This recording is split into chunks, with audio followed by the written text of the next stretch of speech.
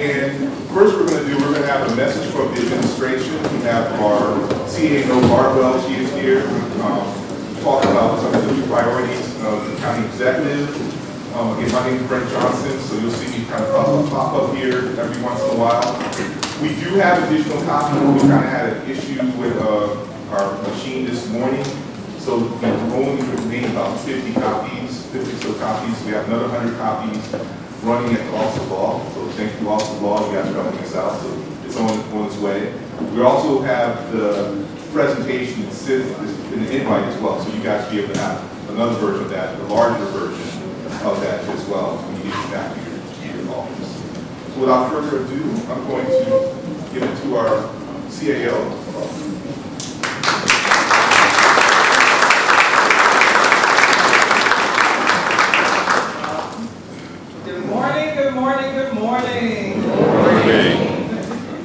I just want to acknowledge that this month there are two awareness campaigns. One is breast cancer awareness and the other is against domestic violence. And I also want to shout out to our Latin team members because we are continuing to celebrate National Hispanic Heritage Month.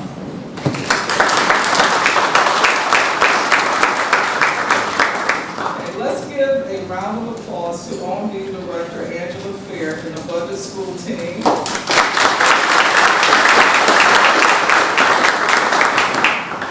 Thank you for ensuring the county executive boots on the ground, which is all of you, are equipped to bring the AAA bond rating back to Prince George's County. I'm excited because this is my first budget school. How many others is this your first time for the budget school? Yay! I don't know. I bring you all a great big welcome from County Executive Aisha Brable. Before we begin, I need to know if you can keep a secret. That's right.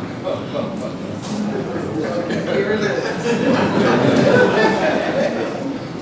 Don't tell Dr. Joseph, but I'm told that the OMB Budget School is the best school in Prince George's County.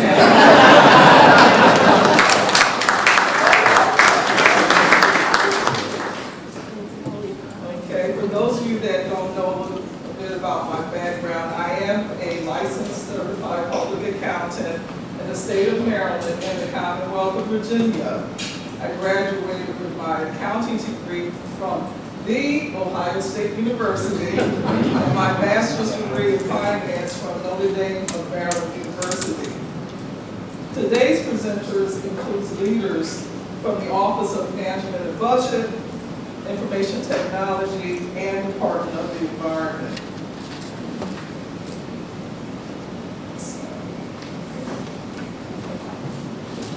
I'm happy to share the County Executive's FY 2027 top priorities.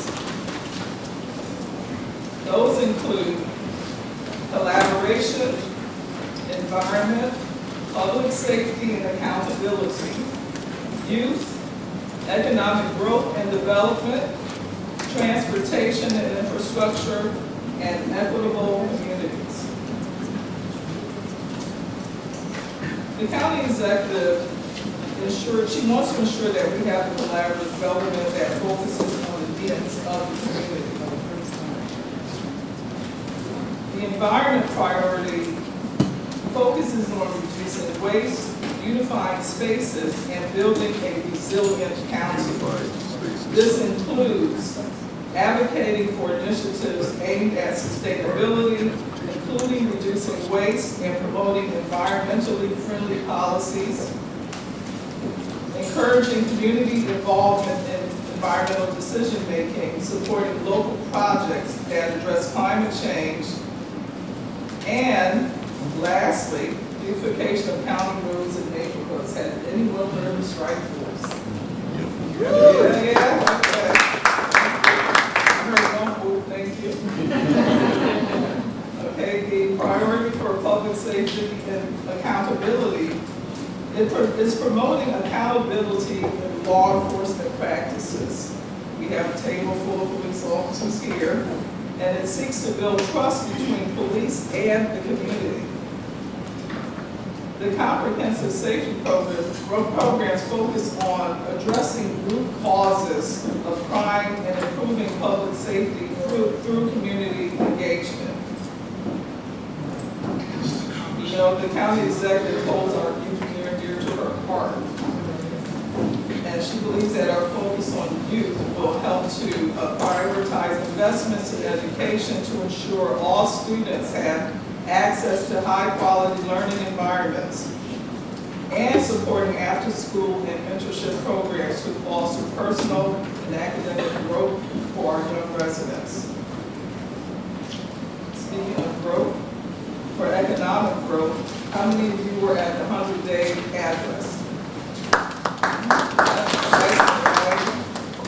One of the things she says is that when she thinks of economic growth and development, it gives this county an opportunity to reimagine and reinvest in this county. So when we think of things like Six Flags, and the Commanders leaving, think of those as opportunities.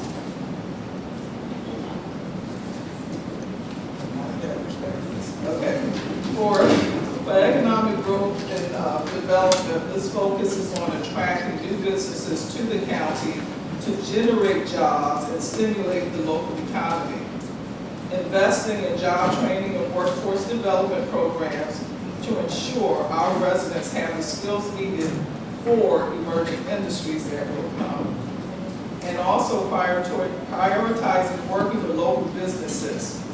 Can you all repeat this with me, that saying? It is good business to do business with Prince George's County. Right. So we want to continue citing that wherever we go. For transportation and infrastructure, this priority promotes inclusive access, safety, modernization across all modes of transportation, and the things you see listed here: purple line, buses, roads, and bridges.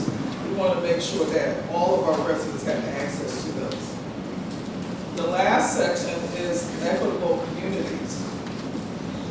The county executive envisions a community where everyone belongs and everyone's need is met. And that includes affordable housing, social services, unhoused citizens, and health care. In closing, I just want you to know that we're going to speak to you today about where we are and where we're headed. But this can only be done with your help. Yes, we are facing a multi-million-dollar deficit, but it is closing, right, Angela? What's happening? With your help. With your help. But I also want you to hear this clearly. A deficit is not a setback. It is a call to action. To quote Dr. Willie Jolly, a setback is a setup for a comeback, right? I think somebody's in here named Jolly.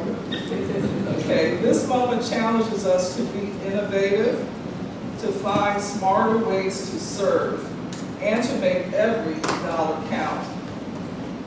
We've done hard things before, and we'll do it again, but together.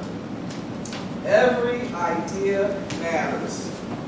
Every improvement helps.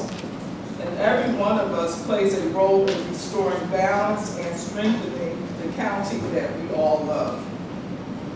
I have absolute confidence in the team's ability to rise to the challenge. We're not just closing a deficit, we're building a stronger, more resilient future for our residents and for each other. So let's work together with focus, creativity, and purpose by doing our fair share, pun intended. We will elevate the bond rating for this county back to AAA, where it belongs. Thank you guys so much. Have a great day.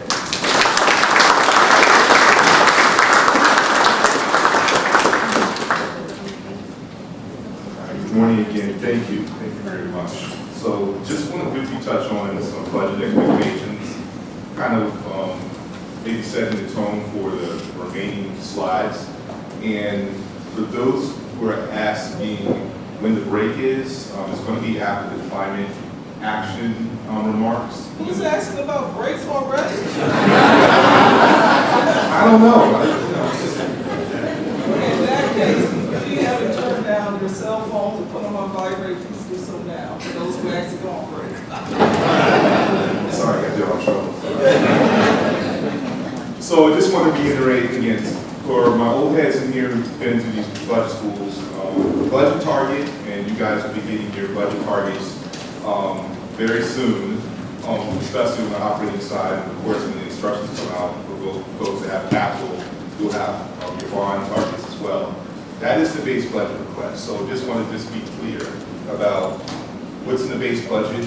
We all understand that there's going to be pending and mandatory, salary adjustments related to COLA, stuff that's happened this year that we have to reflect in 27.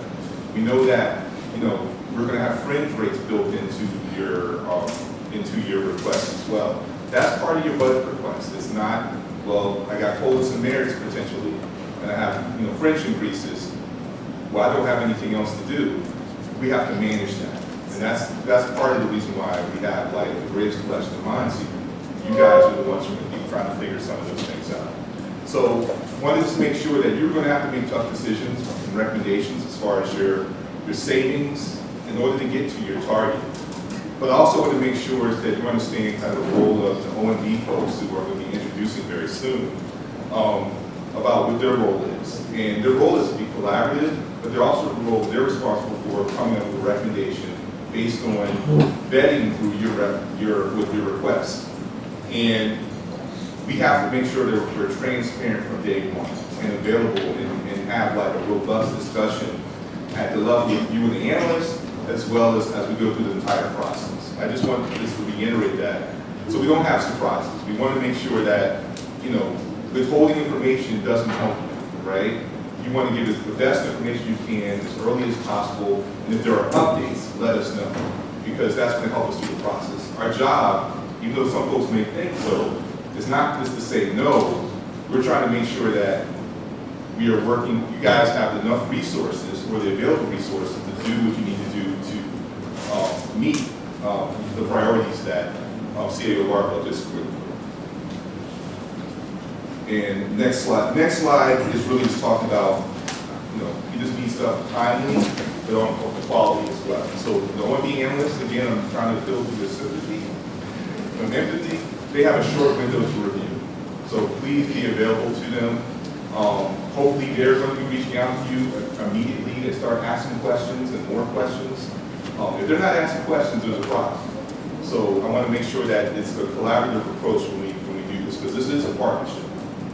All right, so with that said, I want to move over to the O&D intros, just in terms of the assignments.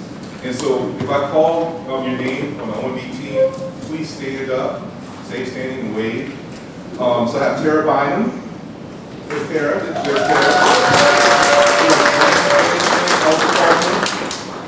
Mary Proctor Swan. There's Mary Proctor Swan.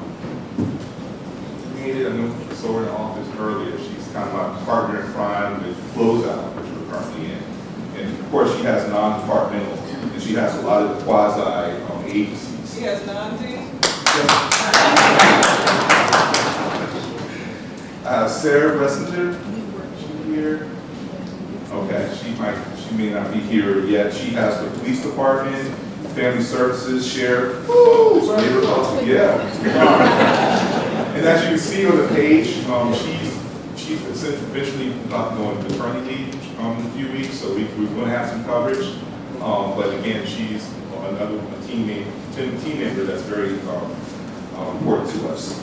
Under vacant, sadly, we had Tanika Bynum just left us. She took her talents to Arlington County. So we are, I know. Moment of silence. For real. So we are working on having some temporary assignments until we build that up. So we'll alert the available agencies about who has that. I have Vita Hunter. Where's Vita Hunter? All right, Vita Hunter.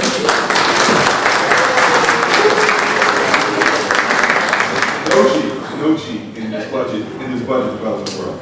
Department of Environment, D5, Soil Conservation. I have Thea Renta, I know she's on leave today. She's really big, Public Works. I know Public Works loves her. She's going to have a community college this year. And she also plays a big role working with Brian on the CIP. Joan Wake.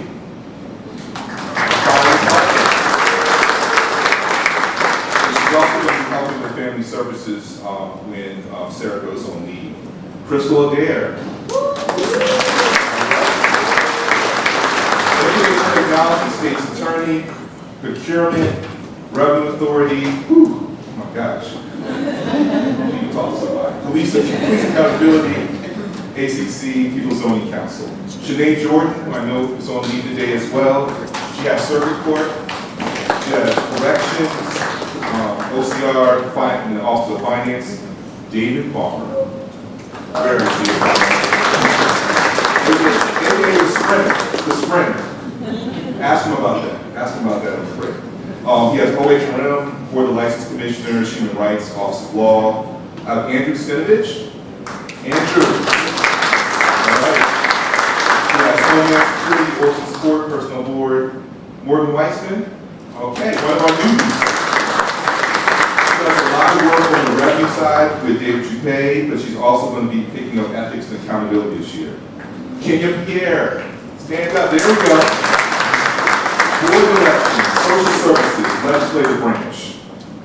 Eden, where's Eden? She is our systems person. I'm so glad she's still with us.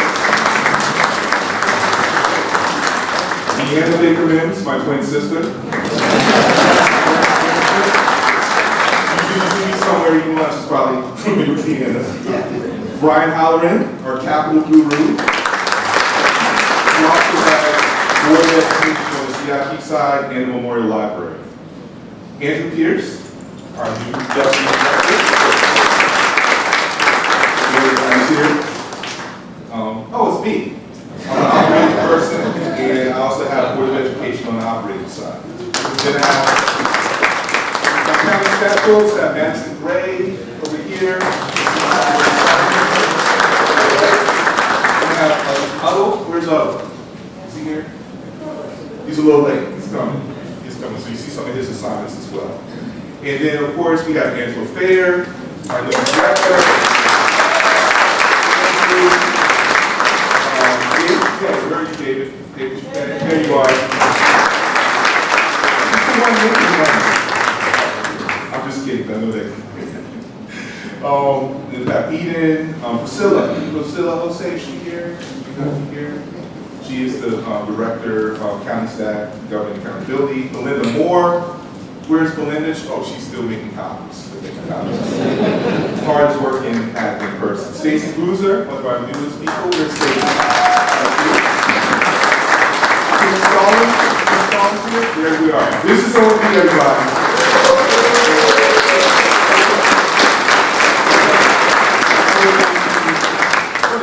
Over the years, people have said, like, what are you going to do for the next budget school? I'll be honest, I'm tired. So I'm just telling you right now, this is really low energy. But the one thing I wanted to get into is budget themes and meetings. I like looking at meetings. Who likes looking at meetings and gifts and stuff like that? So what I'm going to do is I'm going to show you some kind of budget concepts or whatever, and I'm going to see if you guys can recognize some of these meetings. And we'll see if I call it face or if we find some music also. So budget themes and meetings. We can go to the first one. So accountability and transparency are critical to developing an effective budget proposal. All right, let's see what we got there. Remember Spider-Man? The next one. Okay, all right. We'll work on the next one. All right, projected deficits and uncertainty, we must scrutinize all spending. I just heard someone say that earlier. When you realize the government has a huge deficit and they keep spending money. All right, let's see if you like this one. This is like funny but true. Grants management does not stop with the grant award. Let me say that because we're going to have a feature coming early. We must determine both the benefits and the costs of managing the grants. Let's see. You get it naughty. You get off. You get off. Everybody gets off. You don't want that to happen. I'm awake now. I will be crashing at 1 o'clock. Okay. Preparation is required by all budget stakeholders due to fiscal, economic, and political uncertainties and other issues. I forgot what this one is. Let's see what this is. Okay. This is kind of scrunched up. So this is like, I think this is a Henry Cavill, Superman, and then there's last minute change. So the idea is that we've got to be prepared. There's going to be changes. You guys will be coming to us. Oh, there's Mary Parker Swan. Hey, Mary. She's going to kill you later. So when you guys turn in your budget, that's not the end of it, right? We're going to be going through this process. The analyst is going to have their internal reviews internally. We're going to have agency meetings and so forth. Don't think that just because you turned in your budget, it's on target, that's the final answer. There's going to be things happening. You see it says budget final version 8. We might be version 16. And that's normal. That's normal. All right, let's see. Right, turn them in no time. You heard that. Turn them in no time. All priorities are not equal. It is important to communicate what is required and what is not a critical need. This is the biggest thing we go through sometimes. We go back to, well, can you rank this? What's your number one? What are they all important? Priorities everywhere. I guess I need to do my Buzz Lightyear. All right, we're almost done. All right, I think this is the one I like. There will be hard choices. Be prepared to articulate the impact of those choices. Right, okay. I did the math. Can't stop going. So my okay. Keep it low. I just love that. Just give it a frontage. All right. Collaboration between you and your OD analyst is essential for a successful submission, and I would say through the entire process. I am not going to jump because I tore my Achilles 3 years ago. Teamwork is my anchorman people. And finally, the annual budget development process is a marathon, not a sprint. Again, we're trying to get you guys ready so you can prepare to give us something before Thanksgiving. But we know it's a long process. We got to get to the post-budget. And here's my man, Willem Dafoe. This is how I'm starting. It's fresh. You got to spit on. I know it's kind of dark. And then like at the end, he's like, oh man. This has been the thing. But hopefully, once we get to the end of the process, we're all, we're not going to always be happy, but we want to make sure that we, allocated the resources properly. So that's it. Low energy this year. Next year we may have from acting or something like that. We'll do a little bit or something. Okay, great. All right. I'll hand this over to Angela Thayer, our director. She's going to go over the fiscal outlook.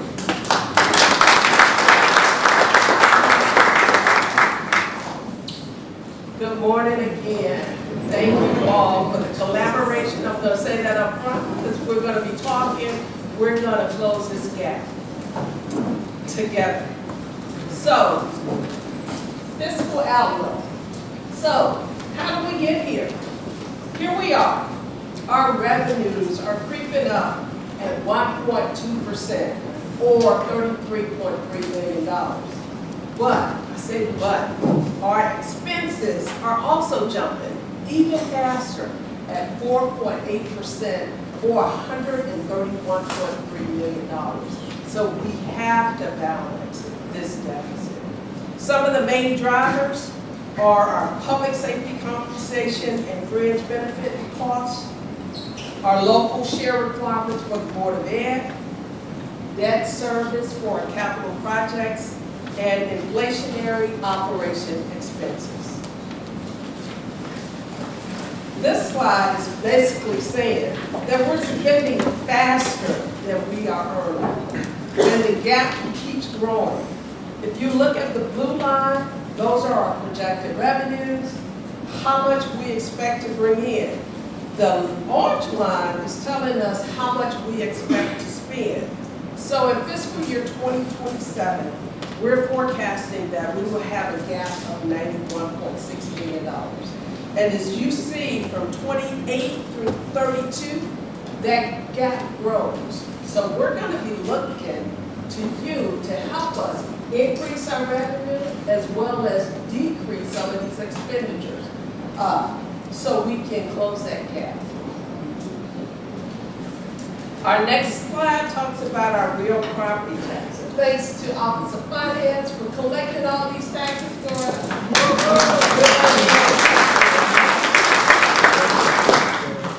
We are forecasting a 5.3% increase in real property tax.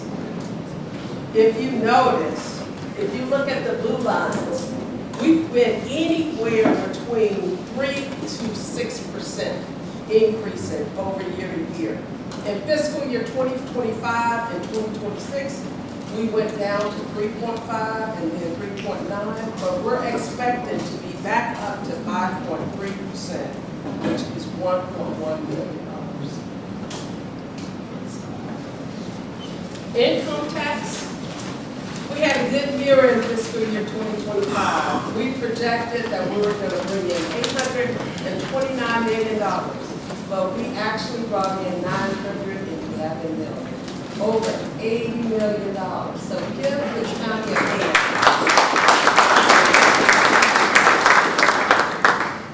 Although our fiscal year 2026 budget did decline by 5.4%, we are looking at an increase in 2027 of 3.2%. So our income tax is growing. The transfer and recreation taxes, it's really driven by our home sales. If you notice, interest rates have been going up, so our home sales have not been increasing. So we have a 5.2% reduction in fiscal year 2027. That's $146.6 million. Our next slide is interesting. I'm not going to go through each particular revenue source, but our largest revenue source is from real property tax. You see we're expecting a 4.1% increase. Then behind that is income tax. It's a 3.0% increase. Overall, for county sources, we're going to grow by 1.2%. That's $2.7 billion.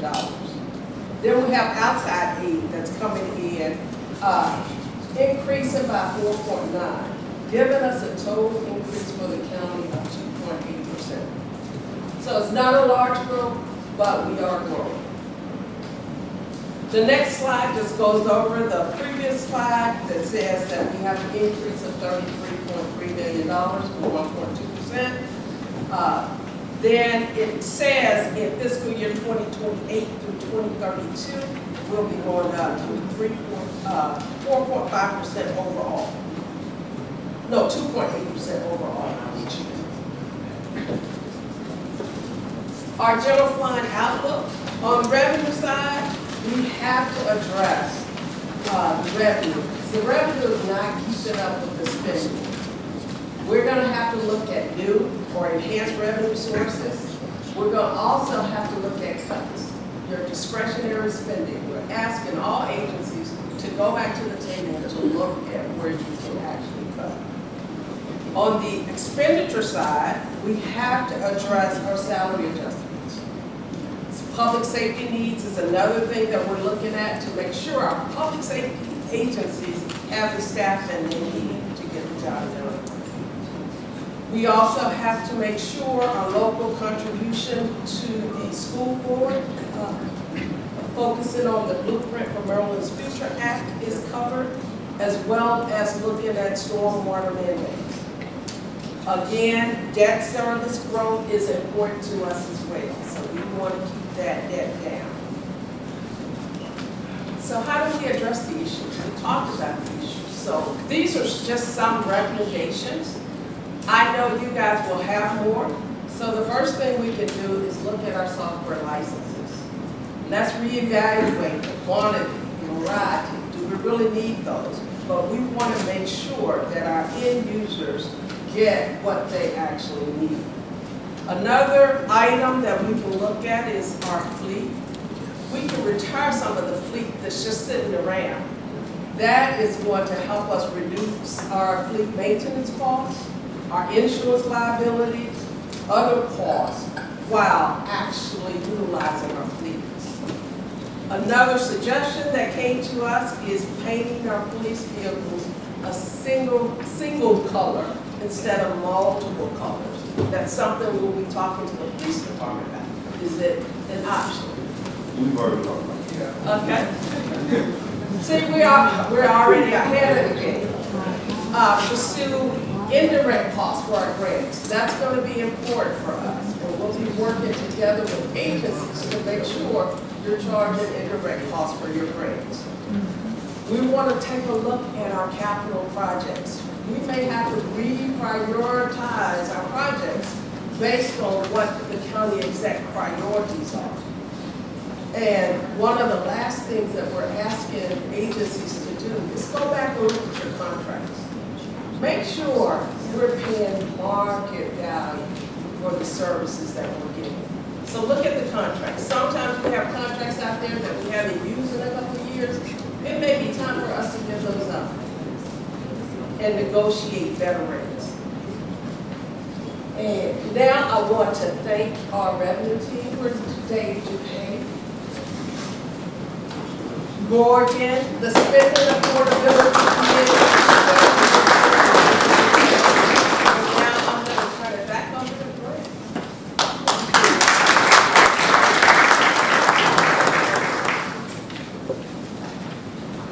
So we're going to just briefly touch on performance plans, because again, this is part of your budget submission.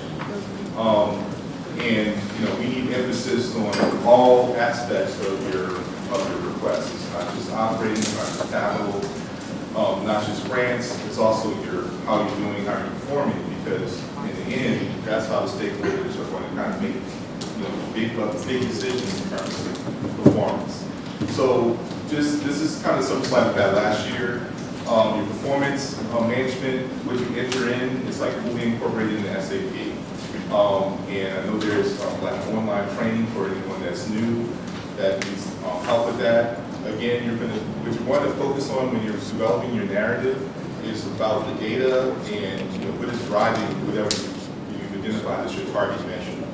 And also, of course, you want to talk about what the influences are, the external factors that impact performance, how you perform, and so forth. It's not as simple as saying, well, if I got money, I would be better. It doesn't work, right? So you got to understand what you're trying to influence, what's happening. And so there's a 2-paragraph limit for each objective. And again, I talked about the resources. Let's go to the next slide. So last year, the performance team, the county stat team, asked for inclusion of a data dictionary to help them kind of better define all the metrics. And I think a good number of them have completed. Okay, I can pick up this. You give me the eyes. Like, we still have some work to do on this. So please make sure if you completed it last year, I think you can submit it again to make any updates. But this is really important, so we can really, going forward, understand how metric, if we don't understand what the metric is, how can we understand what happens with those things, like what the results are? So that's very important. So that's something that's going to come out this fall. And finally, on the next slide, just the timing. We know that a lot of you guys collect data on a monthly basis, and then you enter that into the system, so continue doing that as well. November 17th, that is the date of the operating submission. Those things are going to be due at this time as far as your performance plan. We also send out a little template which has the agency key accomplishments, which has like the strategic focus for 27, which you expect to accomplish or have accomplished in the current year, FY26, and so forth. So this information, this is who you're going to email it to, and that's it on performance. We go to the next slide. Just wanted to touch on what we call effective fiscal planning concepts. And so effective planning and clear communication is essential for kind of laying the foundation. It's so funny. When I look up there, I can't see what it says. It's like it's a good tape there. It's effective for a solid budget plan. We go to the next one. Position management. You know that most of our money is tied to positions. Whether you're talking about incumbent positions, we're talking about vacant positions, whether they're funded or not. That's usually for most agencies, that's usually what we're talking about. And this also applies to grants. An accurate distribution of financial resources within your agency budgets. What I mean by that is making sure when you turn in your budget, and there's going to be more time for you to kind of make changes, make sure things are in the right place. If you know that you have an expense every year that's hitting, I don't know, general office supplies, but you keep budgeting in another account, try to, we wanted you to align to what's actually happening. And if you're making adjustments, explain it to us. And then again, I charge our O&B analysts, their job is to kind of look at that too. It's not just to kind of take what you give, here's my recommendation. We want to make sure we're putting stuff in the right place because we know that we have an issue. We're trying to avoid you having to move money around. We know you can move money around between accounts all day long with any character, correct? But the charter says you can only shift up to $250,000 between characters. So if I have savings and comp, I can only move $250,000 for the year to operate. Anything above that requires what? Council, right? And that's a long process, and that's something that OMB does on behalf when we're doing our supplementals and so forth. So we know that budgeting is you're doing your best guess, but I really implore you guys to pay more attention and also have the discussion with your analysts in terms of maybe I should put this here, maybe I should put this there. Understanding grant awards and terms and conditions. This is just a precursor to what Deanna's going to talk about, especially in these uncertain times. Program and performance evaluation. This is important because you're going to be asked to do some tough things. You're going to be trying to look at how can I still do this when my comp is going up or my OIT charge is going up and I only have so much room. You're going to have to kind of understand what can I do, what can I not do, what is important. So it's very important to go beyond just thinking about object by object. I mean, you have to know what's in your objects, your budget objects, but you need to understand what kind of programming am I doing, what type of service delivery am I doing, what's the most effective thing. And this is just my little silly model, has a little animation so you can click. You kind of have, this is in the budget structures as well as coming out. So you have your desired results, you have the things that you need to do, you have your resources, which is staffing, materials, and then you have to kind of reallocate funding to support your requests. And then these store files are just things that just happen every year, right? So you have unfunded program mandates.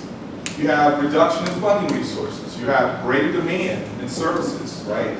All of a sudden you walk in saying I'm going to do this, but all of a sudden the mandate is to do something else.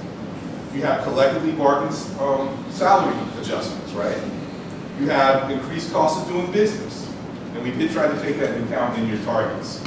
But not that much, but we did try to keep taking it into account. It's trying to grow. Staffing limitations, right? You can have the staffing, but maybe you don't have them directed in the right way at this time, right? That impacts how you guys perform. So all these things are kind of happening, but you still got to do what you have to do. You still have to submit an effective budget. And then I have the blueprint local share, Board of Education, because that is such a big thing because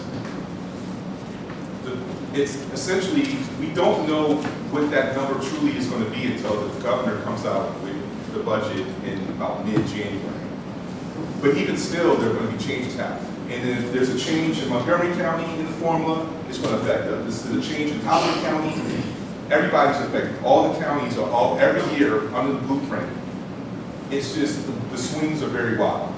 So that is something that can happen, which is the reason why we try to be as conservative as we can, because there might be a moment where we have to go to the CAO and say,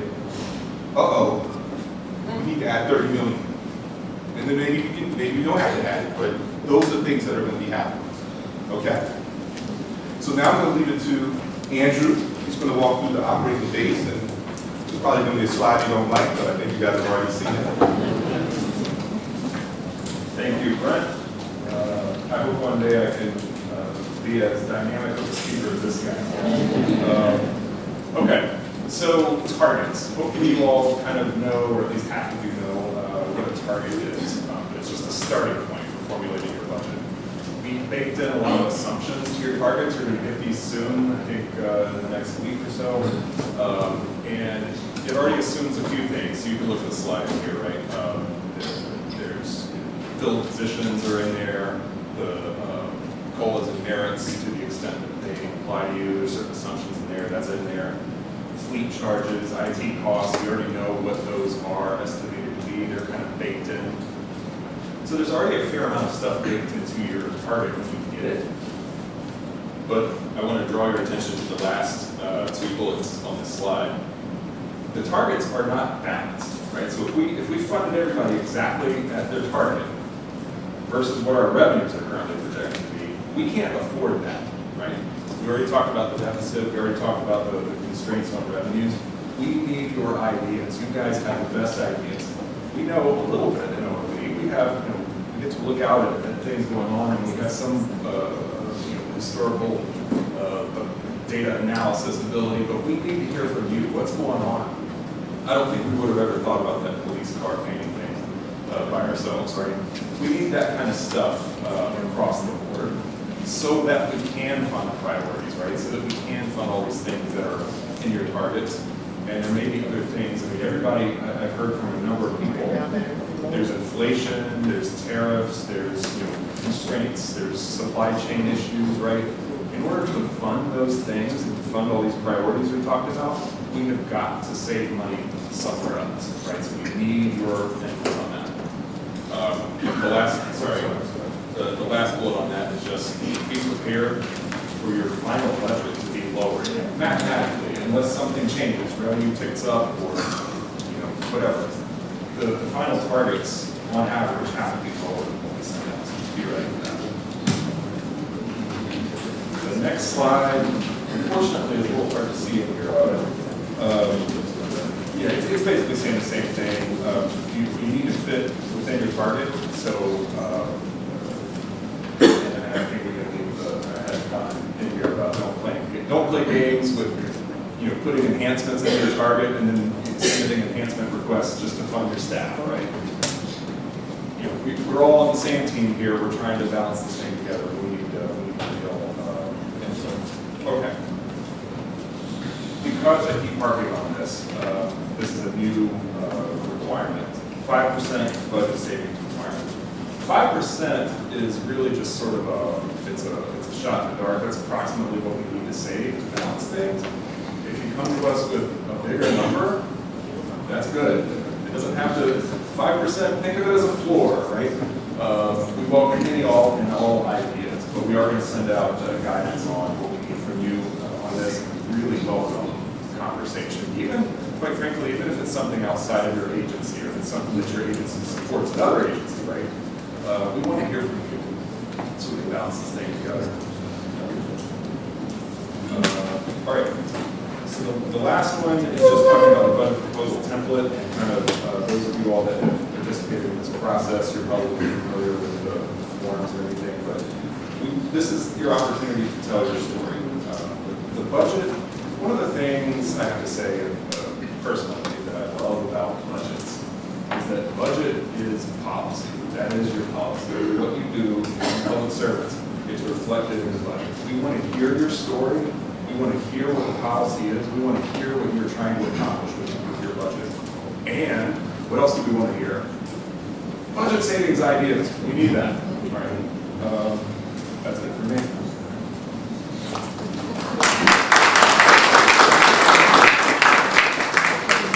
All right, so before I get to OIT, just want to talk about this dirty word. It's called the E word. I'm just kidding. So we understand that obviously there are things that everyone wants. There are, quite frankly, there are things that you need that might be required that maybe go beyond your hey, Got that.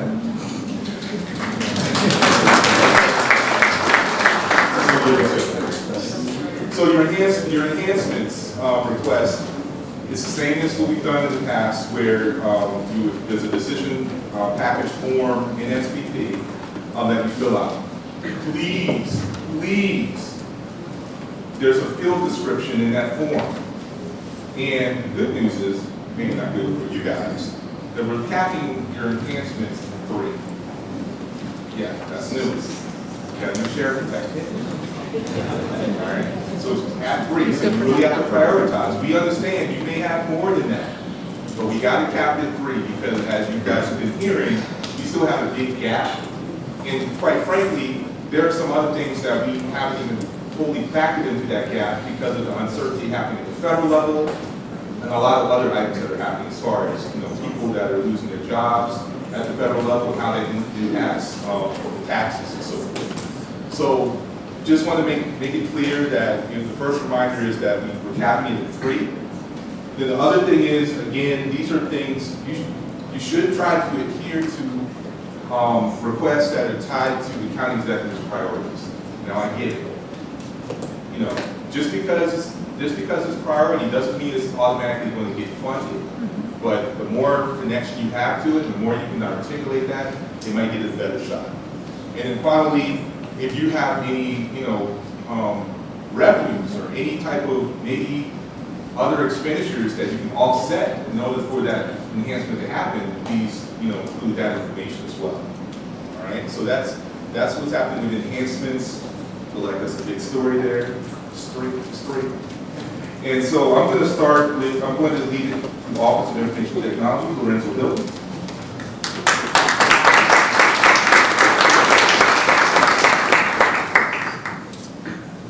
Good morning, everyone.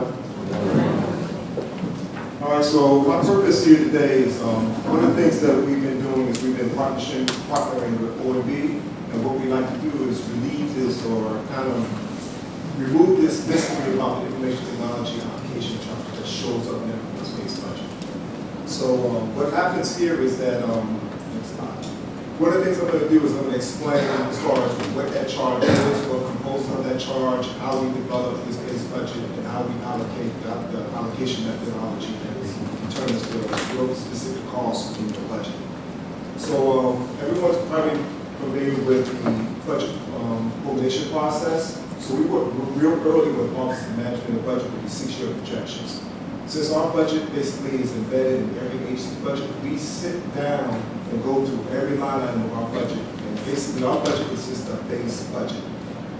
With a base budget, as everyone is familiar with, if you take a look at any type of CPI index for technology itself, software, and hardware is increasing at 6.79%. So just with our base alone, we only applied that CPI to our software and hardware. But our staff, which is made up of 111 employees, maintain that to be relatively flat. Of course, we have the same assumptions with our compensation and fringe, like everyone else. That has been built in. Our fringe benefits as well. It's basically just a historical relationship to comp and fringe. And with the Internal Service Fund, basically our retiree OPEB is within the respective Internal Service Fund, just like the enterprise funds as well. But with that said, as you can see in this chart here, I just wanted to illustrate that it's relatively small for everybody to see. But what I'm also going to do is I'm going to follow up with a booklet to distribute to everyone after this meeting, which will give the details of these charges so you at your own leisure you can see what those details are. As you can see here, we have as far as technology charges for the year, it's coming in at $62.4 million, $45 million, which is a 4% increase year over year. But the question is that how is OIT funded in the first place? Well, a great majority of it is agency charges, but there's also another component within that's built in our budget as well. It's called INET, Intergovernmental Network. If everybody can recall Jones Communication and Comcast, when you pay your bill, there's a 3% fee that you pay there. That basically funds the network here in Prince George's County, the backbone for all the municipalities and the county itself. So of course, unfortunately, those revenues have been decreasing over the years because people are cutting the cords and then more streaming than actually doing, on cable. cable. So as you can see, there was $5.2 million last year. This year is 4.7. So again, these are the type of challenges, not just cost challenges, of course, revenue challenges as well. And again, so going forward with the operating expenditures, you can see the majority is comp and fringe. Now, I'm speaking to folks like myself, we're not IT folks, so we're mostly fiscal folks here, and I'm speaking more on fiscal language. The way for myself, if you want to understand IT, just break it down into several categories. IT is just made up of hardware, software, maintenance renewals, and staff aug. If you understand those individual pieces, you pretty much get an idea of what's built in those costs. But unfortunately, what's happening is that individuals may not understand IT because they just think of it as just a laptop and the Teams, it works, why am I paying these type of charges? Go to the next slide. But when you think about IT, you have to think about all the individual components. So the chart there you will see, and I'm basically going to speak about the different components from high to low. You also have to think about the server. How's the data being stored? Of course, with digitization, you will notice that we have a lot of data as far as public safety with the ISOLON, as far as the use of the public safety cameras. I mean, data is just constantly just compounding throughout the years. So the server group, as you can see, is 25.9% of the IT allocation charges being passed on to you. And then also you have to keep in mind the Microsoft EA license. That's within the server group as well. So we're taking a hard look at our EA licenses, as you just mentioned, as Angela mentioned before. We want to take a look at all of our licenses, the different type of licenses that are distributed throughout the county. Maybe not everyone needs to have the highest level of the Microsoft EA license. The next biggest component is the ERP post-implementation support. That's 18% of our budget. That's just the ongoing maintenance of, as far as procurement, treasury, budgeting, human resources. Everyone is familiar with SAP and how it basically really is tied to our day-to-day operations. The next thing that you can think of is just network telecom. It's combined into network and telecommunications. That's the backbone. So, I mean, if you think about it, when you're at your desk, you're not utilizing Comcast to send emails, right? You're actually utilizing the county's network, and that network has a cost to maintain. And also, the next item is applications. This is basically just involves creating custom solutions for different commercial applications. I know as everyone may put in service requests or tickets in for a specific application that meets a specific agency needs. And all those applications are, as well as work along with the project management team. I don't know if when you're working with your IT coordinator, they're usually working with our project management team, whatever application that you're having that's enhancing your business. That's one of the things that project management team is working on. And one big thing that everyone probably is aware of that's very critical is cybersecurity. As you can see, that's 7% on our budget.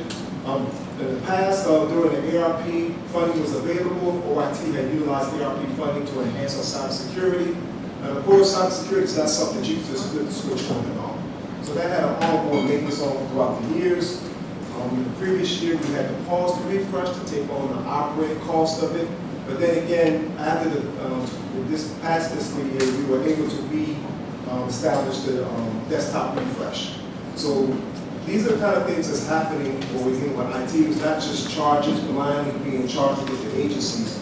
Here at OIT, we are trying to make sure that these costs maintain relatively flat. Next item you'll see on the list is rep support. Kind of speaks for itself. We also have the data center, which Treasury, which property tax bills basically heavily depends on. I know we're trying to move forward with future technology. That's something that is on the horizon. GIS, geospatial infrastructure, that's an item. And of course, IT assets. All this hardware, we have to be able to manage this hardware. Hardware is where it's being deployed and so forth. And that's also customer agency support as well to the agencies. So just give an idea, this pie chart is usually an idea of what your IT allocation charges represent. Now, as far as now, so there are costs within the agencies, right, for IT, so it's not all centralized. No, it's not all centralized. Yes, one thing I'll touch on is that I noticed that everyone is pretty much familiar with a lot of other funds. You're familiar with the general fund. Everyone's familiar with enterprise funds such as stormwater, solid waste, grant funds, capital funds. But one thing that we are funding on is an internal service fund. We're not the only internal service fund. OCS has fleet management. And fleet management, I'm not simplifying fleet, but it's kind of much more simpler as far as allocating those costs, because you talk about vehicles, maintenance, that can be directly tied to an agency. When we're talking about IT, we basically came up with 3 methodologies, which thank you for that intro. If you go to the next slide. We came up with a methodology to be able to spread those costs from our internal service funds onto the agency, into the agency budget. And the way we do is that we take a look, we have 3 allocation methodologies, whether it's license-based. Well, okay, let's take the EA agreement, Microsoft EA agreement. We can determine how much, like right now it's $5.2 million for the Microsoft EA agreement. We'll take a look at the Active Directory and spread those costs, $5.2 million to that means. We have an Adobe ETLA, the enterprise license agreement. We'll take a look at the license distribution amongst the agencies, spread that as well.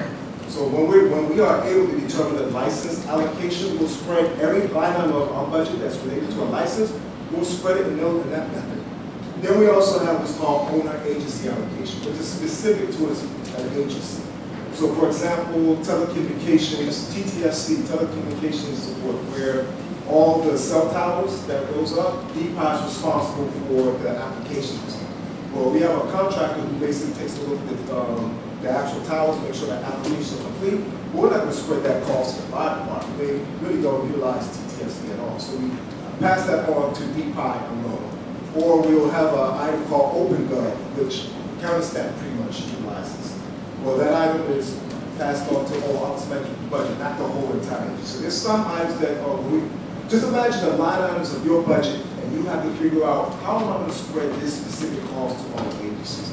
That's what we do with the 212 different items that we can procure in our budget. The next thing, one of the things that we improved on in this year is that we wanted to get real costs to be able to support what's being passed on to the agencies. So this first quarter of this fiscal year, we have what's called procurement season, where we gather quotes for all of our specific renewals. And it's nothing better than having, the truest way, the best way to be able to project costs is with the most recent data. Not 2025 actuals, because by the time we get to executing the budget, that quote is a year old. So we try to get the most updated quote to be able to pass on, and we were working with our program managers to be able to scrutinize those costs as well. And our director as well he's been looking at everything that's been passed on to his desk, which also includes staff augmentation as well. So there are methods that are coming in, there are methods that are being implemented to be able to control the cost of IT. But of course, due to the nature, technology is ever changing. We are projecting a budget 11 months from now, and IT has changed since then. So we're trying to get a handle as far as what the IT needs are moving forward. As far as IT initiatives, one thing that one value here at OIT and administration here is that we want all IT to be consolidated in one place as IT initiatives. We're trying to basically eliminate the shadow IT where agencies go and kind of do the whole thing. So now what happens is that we have this is the third year now where we have the IT Initiatives Fund. So what's happening is that the previous, I'm going to talk about 2026, we had gathered, all agencies have submitted their IT initiatives during the budget formation season, before the budget is submitted. And what happens is that the program management team will take a look at everyone's IT initiatives and come up with recommendations to the Office of Management and Budget to whether to move forward or not. And it's basically taking a look, hey, does it basically match our IT environment? Is there a cybersecurity issue with this? Or does it match the complement of our specific software? And so it's a duplication. So we're trying to eliminate many of those issues. So with that said, with the 2026 proposals, the program management team is basically reaching out to the ones that are ready to move forward. So that's in the pipeline right now. But now, and also with those 2026 initiatives, one of the things that the Director Wright mentioned, is that he wanted to make sure that all of those initiatives basically align with the county executive's elevated core values. So a lot of those initiatives were from the previous administration in 2026, they're in the queue. We're making sure that they align to the county executive's core values. And also moving forward with 2027, the same methodology is going to be utilized. So with that said, OMB doesn't want your IT initiatives embedded in your base budget. They want it to basically be separate with the IT initiatives submission. And also, they're going to look to OIT and say, hey, is this item okay? This agency has to put it in our budget. So again, we're working in partnership with OMB. And I've already mentioned as far as OIT providing assessment of requested 2027 IT initiatives by the end of the calendar year. So we're going to come up with further instructions as far as when those items are due so we can vet them and work in partnership with OMB. Well, hopefully this eliminates a lot of confusion with the IT costs that are embedded in the agency budget. It's like Brett said, like just mentioned earlier, you're trying to meet a target and you see this ambiguous number that's a 4% increase and you're trying to match your target. A lot of times agencies will go to the exec's office and complain about the issue and not meet the number. But we're trying to eliminate that now so we can move forward and provide quality budget solutions. Thank you, Mr. About to go on break, so that I have Caitlin Dixon from DOE just to come over and kind of talk about the climate action team and kind of some of the requirements that may affect some of your requests.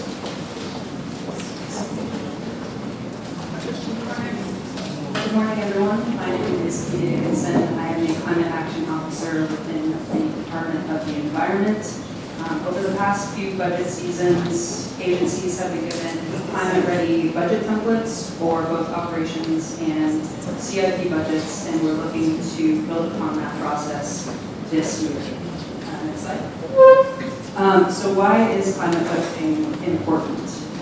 This graphic shows the cascading effect of how the climate crisis will affect and is already affecting our community systems. So greenhouse gases at the top of the pyramid there are released because of human activity, from the burning of fossil fuels, from waste generation, from land use changes, and are causing everything in Earth's energy balance to get out of whack, and that has a cascading effect. So we know this because of measurable and observed increases in global air, surface, and ocean temperatures, increased greenhouse gases in the atmosphere, and decreased glacial and ice cover. When we think of climate hazards in the county, we typically think of immediate threats like flooding, extreme heat, extreme weather events that we can plan for. However, other events such as public health crises, infrastructure degradation, and growing vulnerable populations are less considered.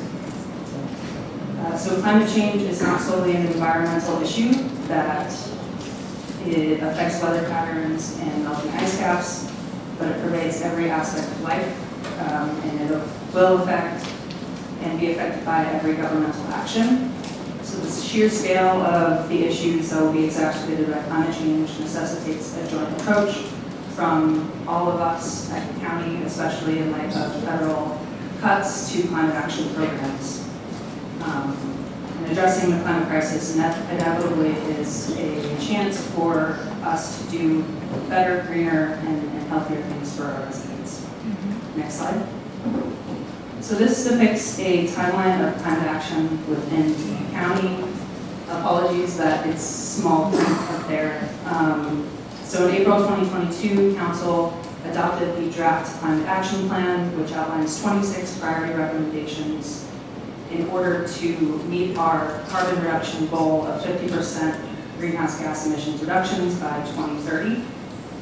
These goals include committing to climate change mitigation goals like renewable energy deployment, electric vehicles, decreasing vehicle miles traveled, reducing waste, as well as climate adaptation actions like expanding flood mitigation programs and reducing residents' exposure to extreme heat. In May 2022, an executive order created the Climate Action Implementation Task Force, which wrote and released the initial version of the Climate Action Implementation Strategy Plan, which is based off of the Climate Action Plan. It's just more of a roadmap to operationalize it. And in March 2025, a climate action officer was hired to operationalize the Climate Action Implementation Strategy Plan. It's me. And in May of 2025, the Interagency Climate Committee was established as a whole government approach to implementing the CASP, which includes establishing metrics for climate-ready data reporting. Next slide. So this is all about the climate actions and the budget. So a fundamental goal of the county's climate action plan is to integrate climate action, climate mitigation and adaptation principles into both CIP and operational budgets. And as I mentioned earlier, since the FY 2025 budgeting season, 6 agencies have linked their proposed operational or CIP budgets to the climate action plan. And the objective for this next fiscal year is to expand awareness of this process and provide support for any agency or department wishing to link aspects of their budgets to the climate action plan. So for a consultation with myself and my colleague Danielle Miller-Wagner in the Department of Environment, please reach out to the email linked above, the climateaction@co.pg.md.us. And the 2027 agency climate action template will be distributed to agencies along with the other operating budget materials, and the 2027 CIP supplemental workbook includes a climate action question for each project tab to capture relevant climate action strategies within each department. And finally, just want to say, building on the county executive's priorities, we want to alert you to an opportunity to learn more and engage on climate action and environmental issues at the upcoming Brakewood Climate Leadership Summit, which is scheduled for November 20th at Prince George's Community College from 10 a.m. to 3 p.m. You can also email that an email above if you would like to register and learn more. Thank you.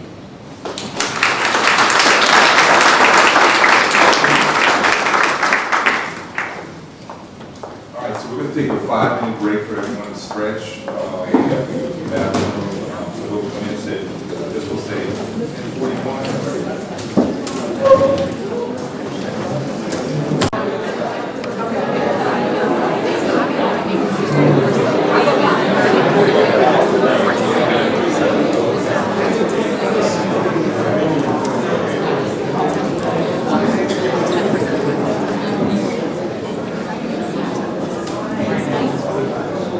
Everyone hear me? Hear the sound of the as a hush.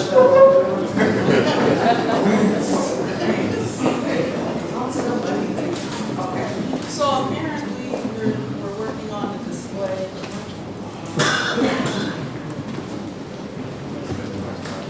Does everyone have a copy of the presentation now? No, there's more in the back.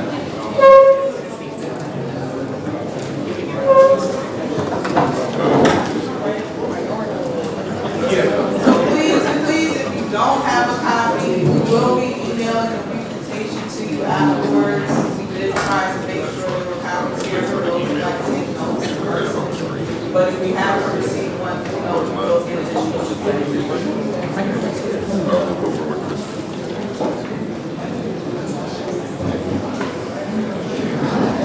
And in the meantime, get close with your neighbor, get familiar. Let's collaborate and share. Look on your neighbor's paper and say, contact.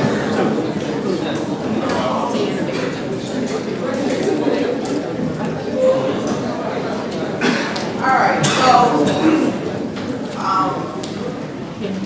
pretend that the slides are on the screen. Just be in the moment, right? So, that segue from climate action is segue into federal climate.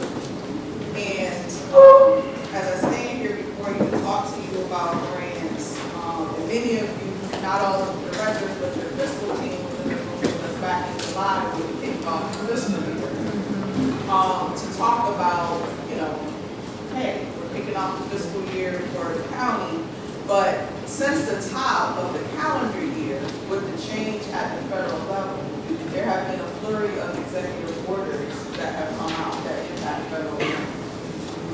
And if you perhaps have never paid attention to what really an executive order is, what the purpose is, it's really a directive from the president priorities are, something that needs to be immediately addressed or clarified to the executive branch agency. And so with the executive orders that have come out, starting with Executive Order 14148, there was a rescission of prior executive orders affecting equity, climate, and immigration programs. And then there was another executive order that ended DEI programs and preferencing federal grants. Then there was another executive order that altered gender identity provisions. And there's another executive order ending radical indoctrination in K-12 schools. And then the latest, well not the latest, but one of the executive orders that I really want to talk to you and educate you about is Executive Order 1432. And then we had the government shutdown. Okay? But Executive Order 14332 basically is how the federal grant-making agencies are to improve oversight into federal grant making. And so I'm going to read to you now because we don't have the slides, but it's in the slide deck. So if you've not read these executive orders, I encourage you to read them because they're actually pretty interesting. But Section 1, the purpose of Executive Order 14332. Every tax dollar the government spends should improve American lives or advance American interests. This often does not happen. Federal grants have funded drag shows in Ecuador, trained doctoral candidates in critical race theory, and developed transgender sexual education programs. And it goes further, but that's just where we open that executive order. And so Section 2 goes on to talk about the definitions, because we have to, words mean things, so we have to define things and what those definitions mean. But then we move into strengthening Section 3, which speaks to strengthening accountability for agency grant making. And so what it basically says in this section is that each agency head shall appoint a senior appointee whose job it is to create a review process for the new funding opportunity announcements, or notice, as we know them in the grant world, and to review discretionary grants to ensure that they are consistent with agency priorities and national interests.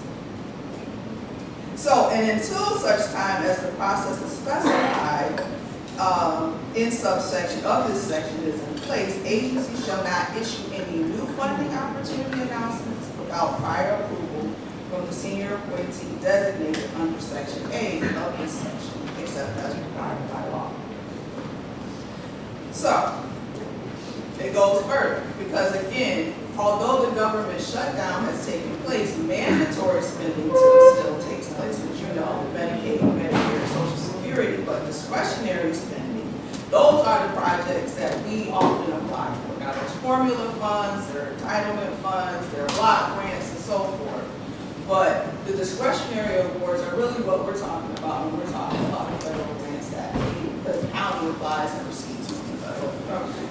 So Section 4 talks about consideration for discretionary awards. And basically, these are the metrics, the scoring grouping that you will be assessed against. Oh, sounds great. So, discretionary, as relevant to the extent consistent with applicable law, apply the following principles, including any scoring groupings used to assess grant proposals. Discretionary awards must, where applicable, demonstrably advance the president's policy priorities. Discretionary awards shall not be used to fund, promote, encourage, subsidize, or facilitate racial preferences or other forms of racial discrimination by the grant recipient. That would be us.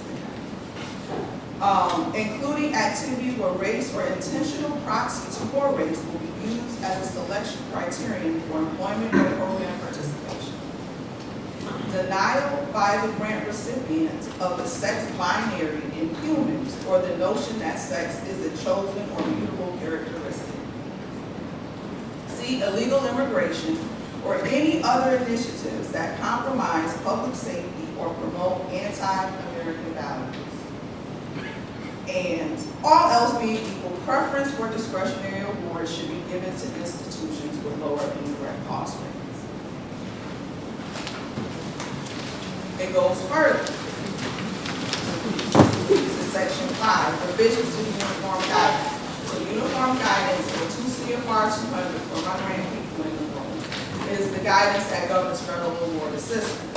And so all agencies have to streamline their application requirements to further clarify and require all discretionary grants to permit termination for convenience. And then finally, Section 6, which would be in place if the government was in fact open for business right now, is implementation and termination clauses.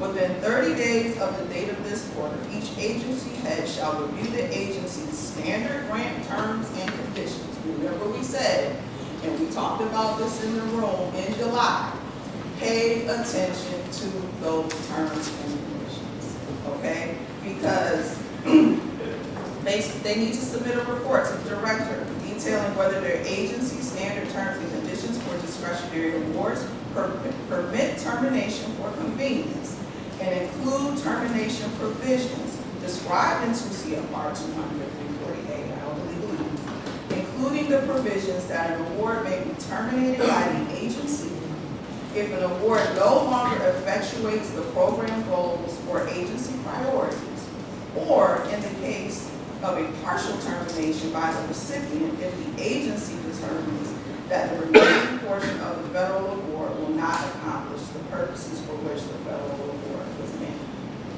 The key thing I want you to take away for those of you who are looking to maintain your federal grants or pursue new federal grants to help your agency's operations is this termination for convenience.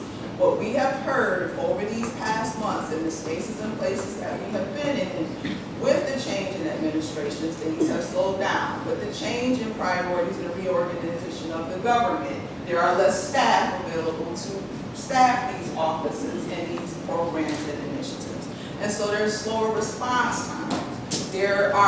We've heard that portals were opened for applications that never became available for us to apply for, and then they closed with no guidance or, information as to what to expect for that award. And then in some instances, we're getting the awards, and we heard from some of our partners back in July, oh yeah, we got the contract, but they said we have to change what our focus is. And so I'm just saying, because many of our federal grants and everything is moving to digitization, directors, DCAOs, please be aware, be in communication with your agency staff as to how your grants are changing. Because you could be signing off on things, these executive orders, and saying that you will continue to be in compliance to receive these dollars, which means that we can have costs disallowed if we know that what our county executive stands for and what her priorities stand for may not be in alignment with the federal priorities at this time. And so there may be hard conversations that we need to have. We may have, again, this is above my pay grade, but we may need to take a look at how we're using all of the resources that we have, because grants are part of your operating budget. But do we need to look at these things through a different lens? Is this juice worth the squeezing? Because what's also happening is our cost share requirements are also going up as it relates to federal grants. So there were grants for our public safety partners where it was 100% federal, and what we're hearing in the spaces and places that we're in is that, oh, now there's at least maybe a 25% growth in your cash match requirement. Well, you've already heard, you got to find cuts. So if your cash match requirement is going up for the same grant you used to have, you got to make a decision. Do we need that special utility bus? That command vehicle? I don't know. You guys will have to tell us, but we want to be able to engage in that conversation with you. And that's why we're saying it's not necessarily business as usual. We're just gonna give you an appropriation based on what you asked. We wanna know what conversations, how are those programs really performing? And do we need to be looking at resources differently? Do we need to step away? Okay. So, not to say that grants, because I know y'all don't know about grants. That's not gonna change, but what we wanna do is forewarn you and arm you so that you can mitigate your risk, right? So you know what you're walking into, that this is a different environment. And so we might not be looking to federal grants to help us right now in the way that they have in the past. But again, we leave that to the minds in the room. Your partners, what I imagine is you guys are sitting around these round tables back at your agency having these conversations and not being in silos and thinking grants are separate and apart from the resources that you're discussing and the performance that you're looking to have to then, affect what the county executive vision is. And we're all here charged to do is how to make that vision come to fruition. So what has not changed? You still have 2 documents that you're submitting to the grants team, your OMB analyst, to make your request for fiscal year 27.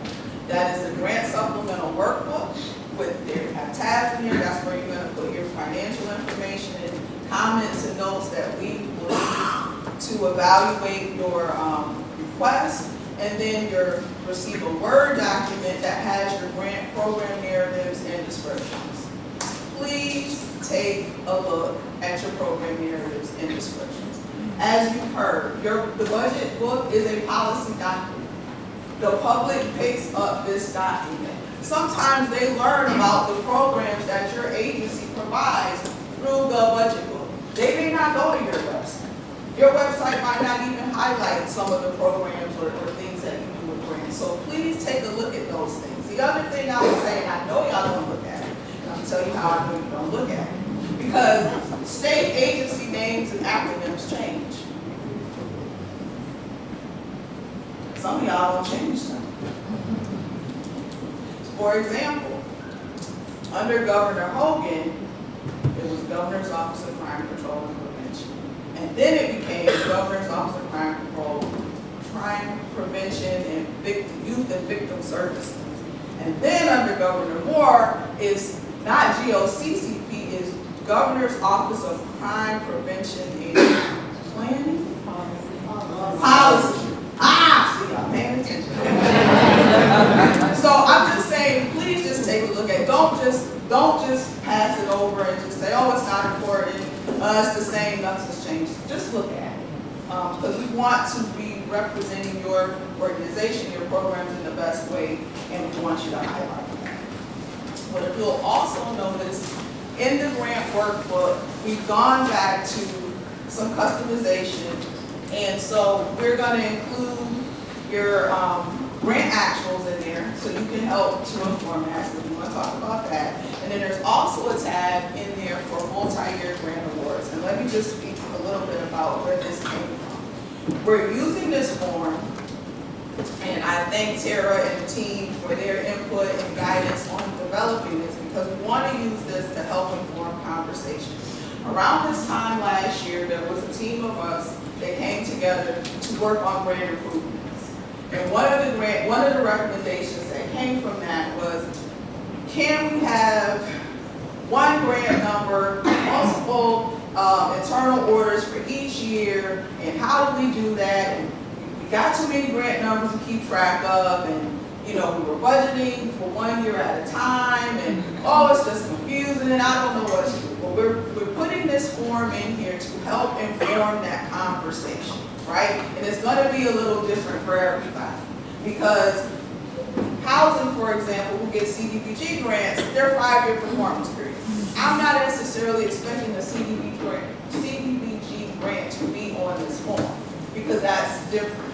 However, health department or Office of Human Resources Management, they have grant awards that are multiple years, and in that award, it indicates what you can spend in each year.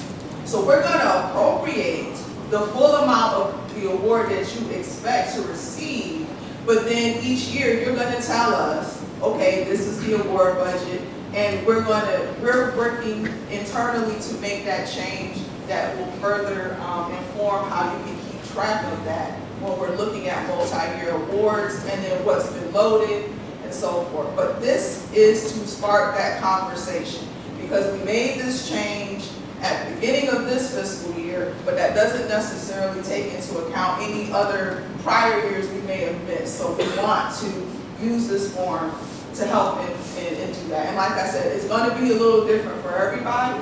So that's why we're going to be in contact with you to work through that process. So don't be afraid of it. We'll figure it out. This is what it's about. It's working, talking, and figuring things out. And you guys always have great ideas. We come up with something, and then you'll come back and say, well, what about this? Never even occurred to me. Never even occurred to me to think of it in that way. So we look forward to having and working with you as we review your requests. So, in closing, reminders. You're going to use the workbook to enter your grant information. You're not going to put anything in SVP. It's all in the workbook.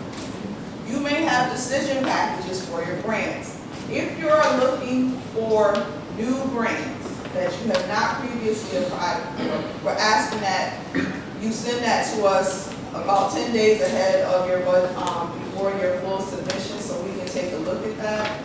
Oftentimes, Tara and I get requests all the time for people who need access to various systems because you guys are so, busy and working on the grant that sometimes you forget that, oh, by the way, I need access to this system to submit it, or who sets that up, or how do I do that? And so if there are any challenges of that nature that we need to be aware of, that will help us be aware of what you're looking to do and what systems you may need access to, and gives us a chance to get up to speed to facilitate entry into those various portals if you need that. But again, you heard you only get 3 decision packages. So, or enhancement requests. So again, not saying it won't happen, but I would really strongly suggest that you not use one of those to move LTGFs to merit positions. I mean, this might not be the year for that. And remember, grants are temporary, but funding employees costs for life. So we need to keep that in mind. You may have a request to fill previously unfunded positions. Maybe your grant dollars were going down in the previous fiscal year, and so you realize, oh, I don't need this position. Maybe they come back up, now you need a position funded again.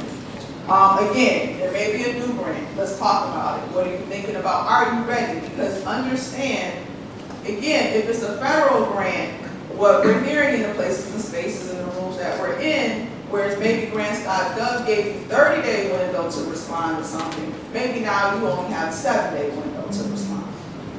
So in terms of, getting an application turned around and submitted through the grant. So, as they say, stay ready so you don't have to get ready.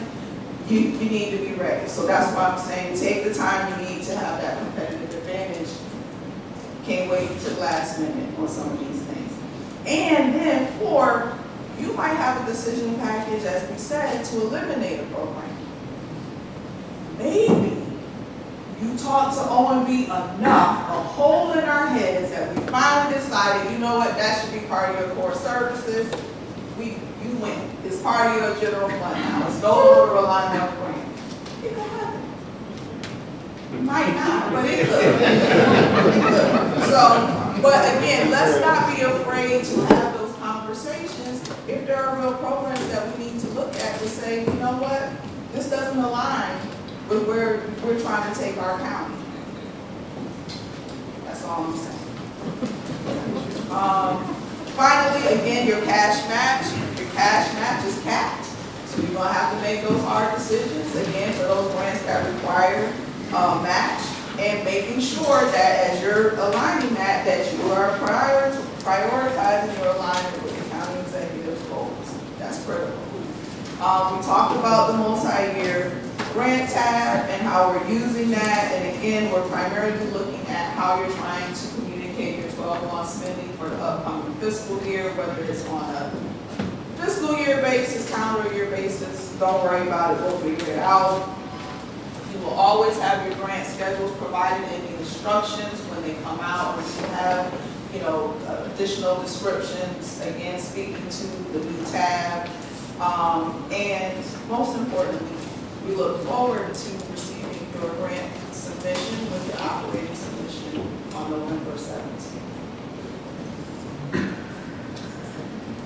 Aren't you excited to get it?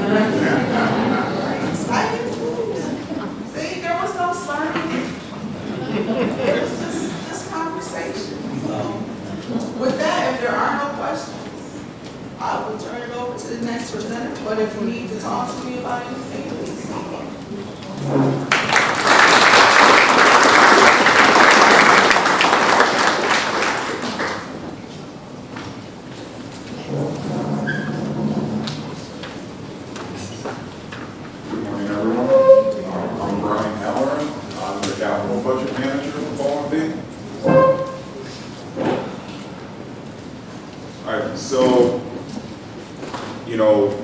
The county, every year, we're renovating buildings, we're building buildings, we're paving roads, things like that. And one of the primary ways that we pay for that is we borrow money. Similar to, if you go out and buy a house. We borrow money and we say we're going to pay this money back over 20 years. One of the differences to buying a house is we do this every year. So we are paying back 20 different loans right now. And the money that we pay every year, that's what we call debt service. That's our mortgage payment. And so the county, we have to have a balanced budget. We're not like the federal government. We can't just borrow more and more money. And the county, to be responsible, has said, we don't want our debt to exceed 8% of the money that we are bringing in each year. And part of the reason for that is so that we can do other things. We don't want to just be paying for debt. We want to have staff. We want to have contracts to fund things. So we're trying to be responsible, and we're saying we want to try to keep that debt, payment every year to about 8% of what we're bringing in or below. So we work with our partners in finance, and we model this, multiple times every year. We're looking at, our approved budget that we just approved, what's that saying? And then as we go through the year and we're setting bond targets and we're doing a proposed budget, we're looking at this. So we have been successfully managing for many years to stay below the 8% limit. However, we do project here that in 2028, we could start to exceed that 8%. And what that would mean is that the operating budget is going to come under more stress. And we might not have as much money to do some of the things we'd like to do. And we're projecting that that's going to happen as a result of the money we will borrow this year. So this is really important, and it will come into play, further in the presentation. But what this means is we have to look at ways to continue to manage our capital program to fall within our policy.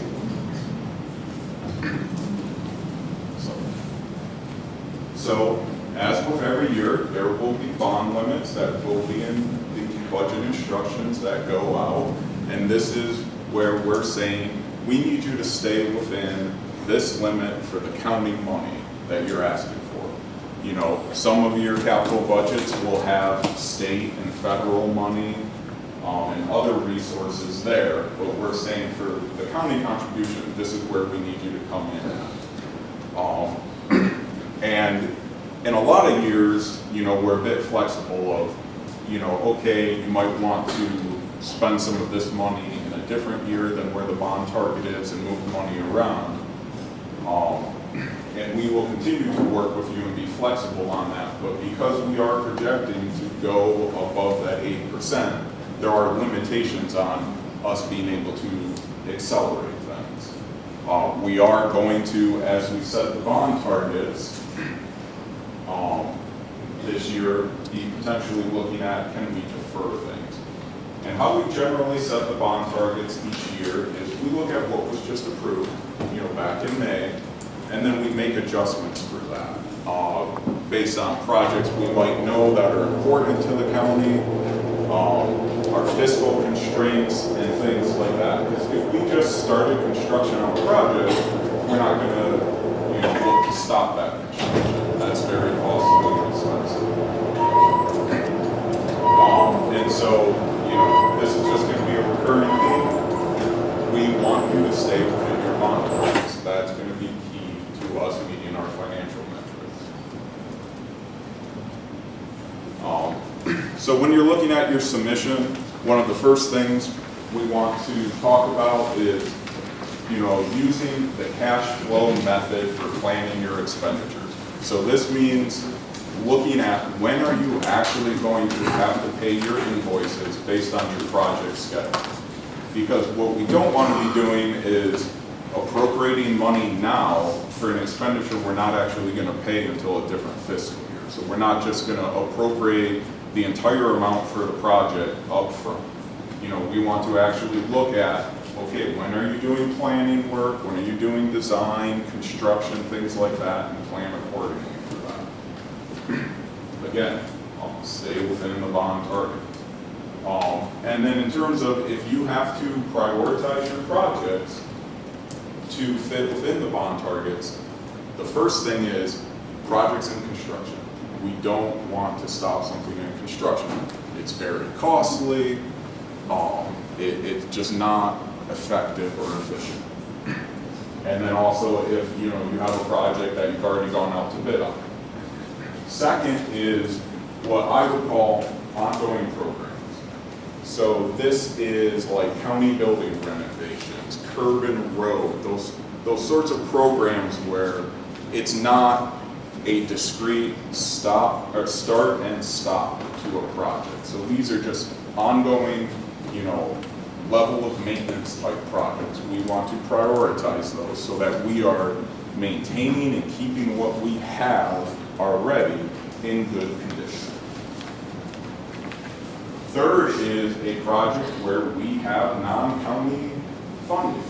So if we have state grants or federal grants, we want to leverage that money and use that to get better bang for our buck.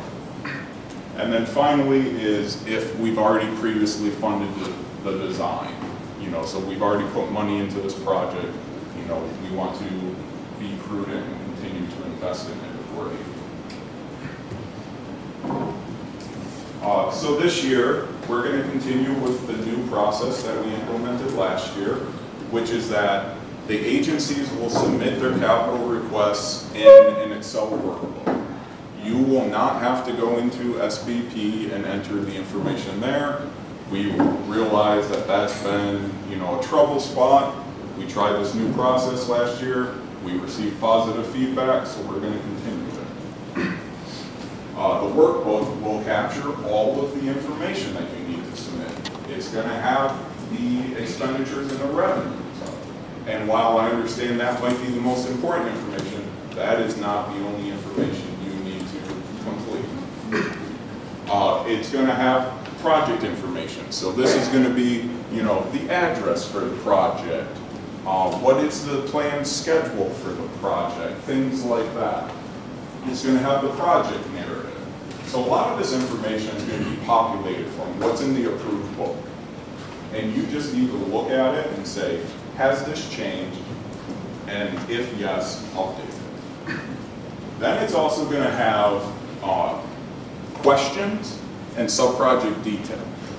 The questions are triggered by, in some cases they're generic, and then in some cases they're triggered by the information you put in. So if you put in information and it shows that your project is growing by, I think it's more than $500,000 or 15% of last year's budget, it's going to say, hey, this has gone up. Please tell me why. And we need you to provide a response to that so that we can communicate that information on as we are explaining what's going on with the capital program. And then sub-project detailing. So for those ongoing programs where you are doing multiple projects under an umbrella, project in the CIP, we are asking, what are the actual projects you're doing here? So if it's county building renovations, which buildings are you renovating? How much are you spending on each of those? If it's curb and road, we want to know which roads are intended to get paved. That sort of information, because it is useful for us to then communicate that forward. Where are we spending the money this year? As I said, the workbook will be pre-populated with information from last year's approved book. The analysts are going to do that for you, so when you receive it, it will have that information in there. And then you need to go through and update that information. The only exception to this is parking planning. We will continue to follow the different process we have for parking planning. All right, so these next couple slides are just, kind of screenshots of what the workbook looks like. So as I said, it's going to come with information already filled out. So the top section this is going to show you what got approved for your project last year, just so that you have that as a frame of reference and you can look at it. Then below that is going to be a section for what are you requesting this year. And as part of that, we are going to pre-populate the life-to-date column through fiscal year 2025. So we're pulling that information out of SAP and we're saying, here's how much you've spent to date and the funding that we currently have for this project. Now, if you're a quasi-agency, like the Board of Education or the community college, we're going to need you to give us some of this information because you have expenditures and revenue sources that are not in our system. For example, money from the state. So that's a little twist there for the quasi-agency. But then you will go in and you will populate these additional columns for your request. And then you'll see in the workbook below that, there's a section where, the OMB analyst will make their recommendation when the time comes for that. All right, and then similarly, information on the project information, name of the project, who's the contact person, where's it located, what's the schedule for this project, and the project narratives that go in the book are going to be pre-populated for you to review and update. The narratives are really important. We have a limitation on how much we can fit on the page. So if you put in a really nice long narrative while we appreciate understanding the project better, it's going to tell you put too much, and then you need to go through and trim that down. And then, as I mentioned, below that, you will see the list of questions. And these are questions that we need you to fill out. Some of them may say not applicable. So that means that the workbook has looked at what you've entered and it's determined you don't need to answer this question. Next slide. All right, and then we heard about climate earlier today. We have a question here that is going to ask you, does this project have any climate actions related to that? And this is where I would stress, do that consultation with them. Because there may be things in your project and in your budget that you're not thinking about that are climate actions. You may be just thinking, oh, we're just, replacing HVAC equipment. But if you're replacing 20-year-old HVAC equipment with modern, more efficient HVAC equipment, that has a climate impact. We are saving, maybe on natural gas, we're burning less of that, or maybe we converted to electricity so that, we can use clean, renewable energy in the future for that. Or, if we're building a new building, maybe we're putting solar panels on the top of it. That's kind of an obvious one, but there are these other less obvious things. Maybe if you're DPWT, you're looking at, some new pavement techniques that, help with stormwater or things like that. We want to capture that. We're going to transmit that information over to the climate folks, and they will be able to report out on that, as this is things the county are doing. And then, as I mentioned here, this is, a format for submitting sub-project detail for those ongoing projects. All right, so some reminders. Again, the bond targets. Try to, you stay within the bond targets. Those bond targets are going to be in the capital, or going to be in the budget instructions in the capital section. They're also going to be in your workbook.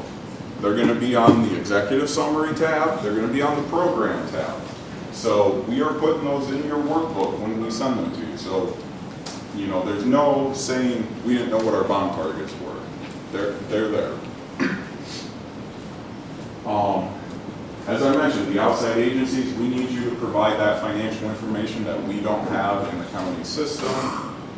And then there are requirements in the county code for certain capital projects. If we are building new buildings, or we are doing what is defined as a major renovation, we have to spend money on certain things, because this is stuff the county has decided is important, and we need to spend money on that. One of those is clean renewable energy. We need to spend 2% of the total project costs on clean renewable energy. We're building a new building, or we're doing a major renovation. And then the other is we need to spend 1% of the construction costs on art in public places. So we need to make sure that we keep these requirements in mind when building budgets, on the capital side. And then lastly, for new capital projects, we're asking that you submit those a little bit in advance so that we can just have some extra time to look at those. Those are due on November 7th, and then your full workbook, including the new projects, is due on November 24th. And this is, as I mentioned, for all agencies, submitting via the workbook, except parking plan.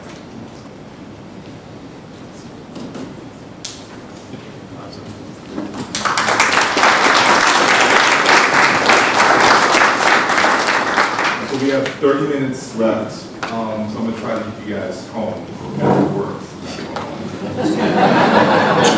I'm not going home. So I'm going to just briefly kind of touch on the forms, reports, and again, as you guys have seen throughout, especially on the workbook side, we tried to make things a little slightly easier in terms of some of the workbooks, trying to depopulate some items, personalize it a little bit, so we can kind of maybe save you a little bit of time, and also get the discussion back to like a real discussion about the budget as opposed to like some of the technical things.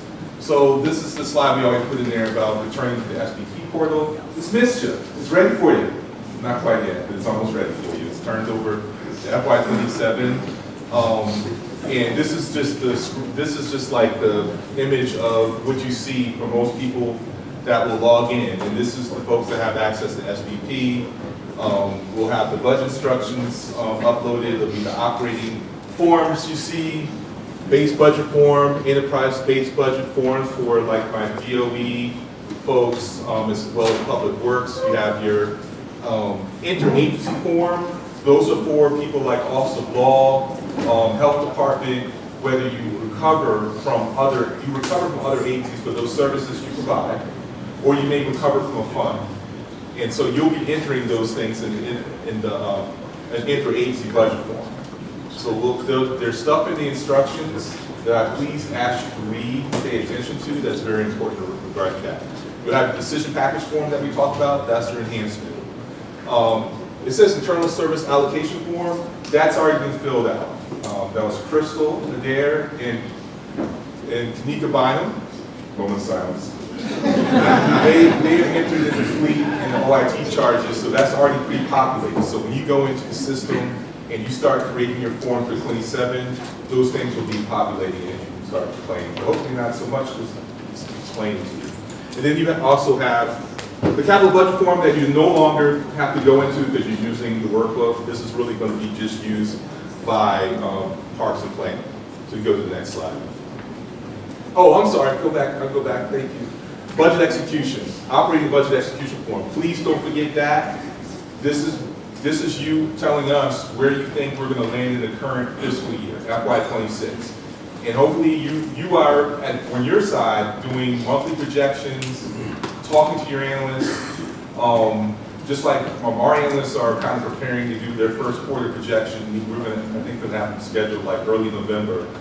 And a lot of that information is going to be the basis, along with your input, of what we say the estimate's going to be. And why that's so important is when that goes into the proposed book, we're signaling to county council, this is where we think you're going to land.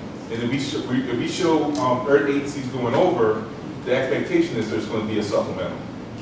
And we know there's going to be, we've already have a early supplemental that just got transmitted down to council yesterday, and a lot of it's tied to Strike Force 311 and Elevate, Prince George's. There's a few other items on there as well, but we know we were going to have to do a third quarter supplemental. It's not guaranteed for everybody.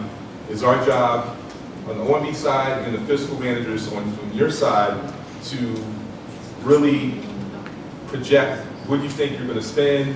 And then if you start seeing you going in a certain direction, you're going to have to make decisions and talk to your directors about what can we not do? What do we need to slow down so we can kind of come within the mark?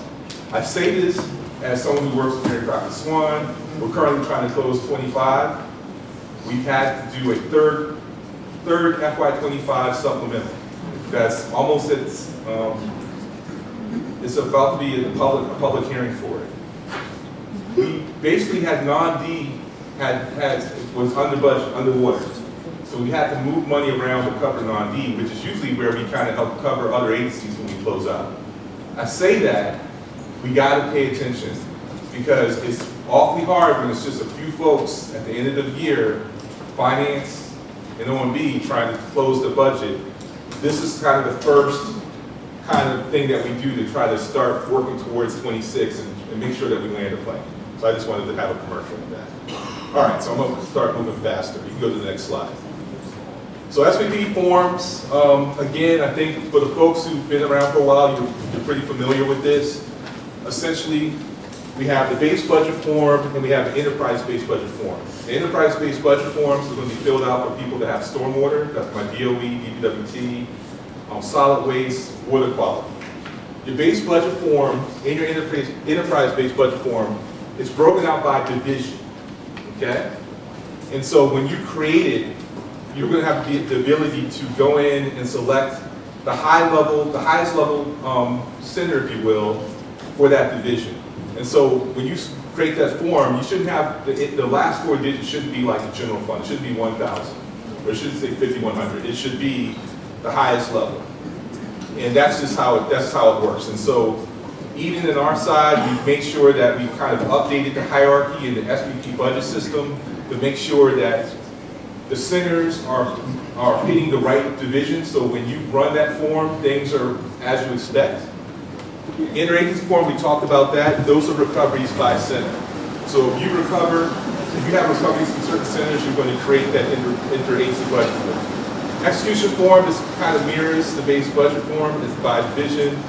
And the decision package is going to be based on by request. How many requests? All right, y'all are good. All right, next slide. So we have the workflow stages, and again, we are going to have training next week. One training is going to be for kind of a refresh, and then that should be like a half day, and then a training for the newbies, people who haven't been in the system before. And I think last year was the first year we started doing it after budget school, so it's kind of more in your mind and so forth. So essentially, all we need is 1 or 2 workflow approvers. I think you guys have already communicated with Eden who they're going to be, and that person is just responsible for it. It may be the budget analyst, it might be their manager, and the idea is when you guys submit your budget, when you first create your form, it's going to be in the agency initial stage, right?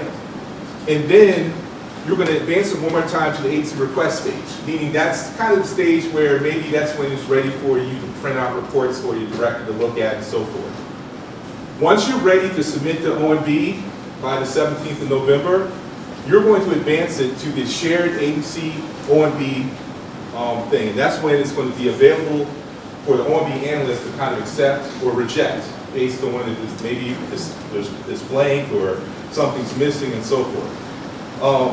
That's very important. And then as it comes to us, then it goes through our stages, and we kind of follow it based on our internal review sessions, agency review sessions, and so forth. When you go into the system, you're going to see what it look like when you first turn it in. But you can continue to kind of work with your analysts, and they'll be sharing that information with you, especially ahead of the agency review. Next slide. These are just the locations, SVP report locations. We call it BI, Business Intelligence. Very important, the Executive Review Summary Report with contracts, _revised. That's where at any point in time, when you guys are in the middle of putting your stuff together, you can run that report just to check, to make sure you're going in the right direction. You can run it at any time. The analysts can run it at any time, because sometimes it's helpful from our side to see, like, hopefully you guys are talking on a regular basis, but maybe you're saying, oh, I'm good. You may not be good. The analysts can run it too, and like, wait a second, why is this, and why is this that? That's important. There's a county stat report, and there's also the CIP report, which we're not doing, so you're good there. We can go to the next slide. Now, so for any technical assistance, and this is tied to the role. So everyone who's going to be a new person that is going to be in SVP for the first time, they're basically taking the class so they can get this role. There's an agency budget analyst role, for DDWT and DOE folks only. There's the enterprise role, and this gives people access so they can do what they need to do in SVP. If you have any type of technical issue, and we've been in SVP for quite a while, we've come a long way for some of the OGs in the house, a long way. But if you have an issue, please put a screenshot in, send it to your analyst first, and then your analyst will hopefully try to work with you and try to figure it out. It might be like, oh, well, maybe you forgot to do this. But don't send an email without a screenshot. Oh. Hi, sorry. That's very good. Quickly, I just wanted to state this because it wasn't in our slide. This is a really confusing part about county stat in SVP. When you guys go in there, we'll have all your forms populated by the 10th, which we'll go over that date in a second. But you'll see 3 forms. There's going to be your target, your actuals, and your narrative form. The deadline that is listed, the 17th, you only need to forward the 2 forms, your narrative and your target. Your actuals form, you're going to be entering that throughout this fiscal year. So don't advance it because you'll lock yourself out. And then we'll all be really confused next time or next month, and you're like, I can't get in there. And I'll be like, I don't know if I can't get in there either. Oh yeah. So just make sure when it comes time, just your targets and your narrative on the 17th. Don't forward your actuals form. Thank you. Sorry, Ryan. No, target and narrative. Everyone got that? That's the only thing you're advancing. Thank you. Okay, we go to the next slide. So supplemental workbooks, and again, I think people have touched on it. This is thing I'm starting to work on. Got some tutelage from the great Amber Hendricks. Where is Amber Hendricks? She's already. Okay. Well, so the salary allocation workbook, that is probably a very important document. We're also working with OHRM. They're still making some classification changes in ACM. On my side, I'm starting to plug in certain assumptions about 27, the updated midpoint salaries and all these type of things that I'm trying to figure out between now and sometime next week. The idea is that eventually these workbooks come to you. You guys are going to go in and make certain adjustments to it in terms of you know, if you have a certain position, you're deciding you have room somehow to fund the position, or you're making some other type of adjustment to the position, that's your chance to make those positions once you get that salary allocation workbook, and you're going to submit that back as part of your recommendation. We know with the new administration, we know there's a lot of changes that have been happening. There have been additional positions being filled and so forth. That's something we all have to pay attention to make sure we understand what the ramifications are in different agencies. So that is something, there might be some cost increases based on what was budgeted, and with someone sitting in the position might be making more. That you have to build that in. That's going to be part of your 27 story if it's not a temporary situation. I say that not to, because it's something that we're all going to have to figure out. And that's something that we're going to be, as we start churning out those books, I'm going to kind of provide it to our OMB analysts first to kind of check through it and make sure it's okay, and then we'll be submitting it to you directly. But that's something that is very important. You're going to use to feed into your supplemental workbooks on the operating side and then on the grant side. One new thing I wanted to mention, and this is kind of similar to the other workbooks, like the CIP and the grant workbooks.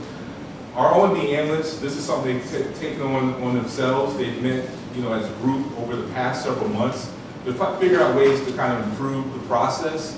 So some of it has to do with improving the current process, but also helping us when we get towards budget reduction.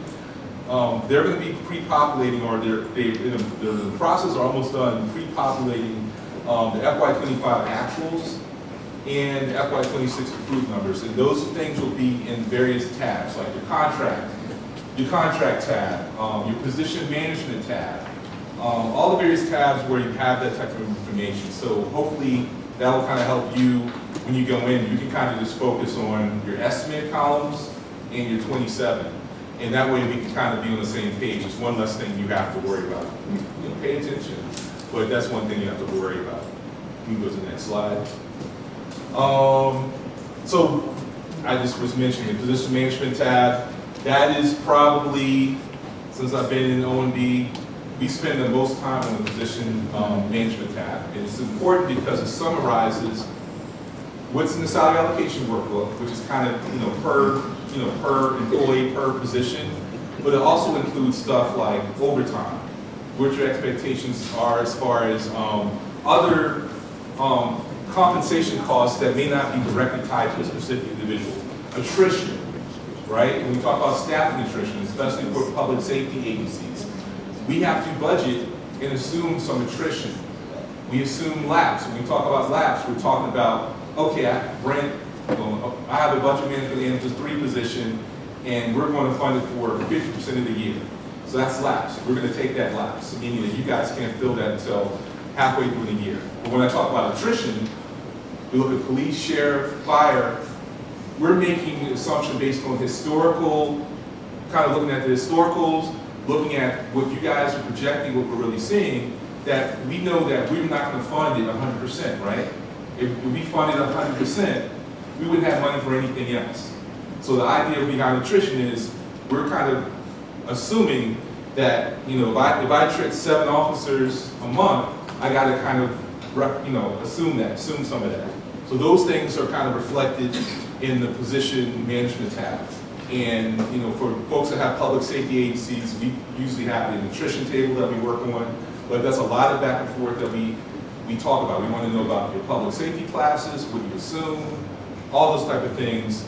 That comes into the position management tab. But there's other things as well, like if you have seasonal employees, 1,000-hour positions, all those type of things, that's important. Operating contracts tab, we know that's very important because, a lot of things we do is contractual. There's going to be, like every year, we have the 819 requirement that we have to submit down to council. Last year was a very special time. I think we had directors and fiscal folks come to multiple meetings with council, and it finally eventually got resolved. But we got to make sure that our contract tabs are reflective of what you guys are putting, what you're expecting in your budget, and make sure that we have the most accurate information. IT initiatives, I think this is something that Lorenzo was talking about. There are some cases where you may have some IT initiatives that you're able to fit into your base, but in other times it might be an enhancement. Lorenzo was also talking about they have the strategic IT initiatives capital project, and that's something where every year it's assumed that people decide they're going to add some of these new initiatives, and that goes into that capital project fund to kind of start some of those initiatives.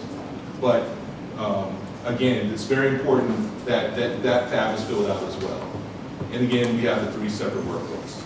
Okay, going. Alternative budget submission process. Again, this is just something we started maybe 3 years ago, where we selected certain agencies and tried to see like maybe it's better.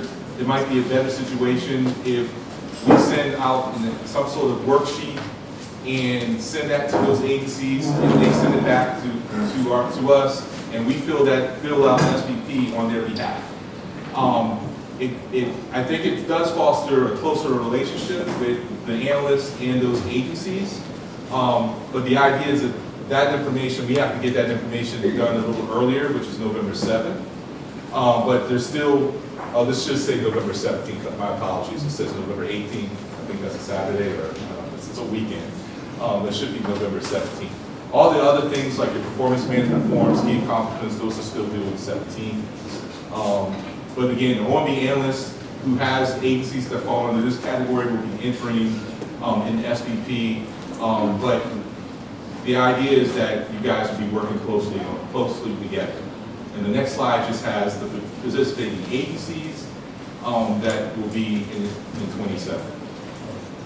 So next steps.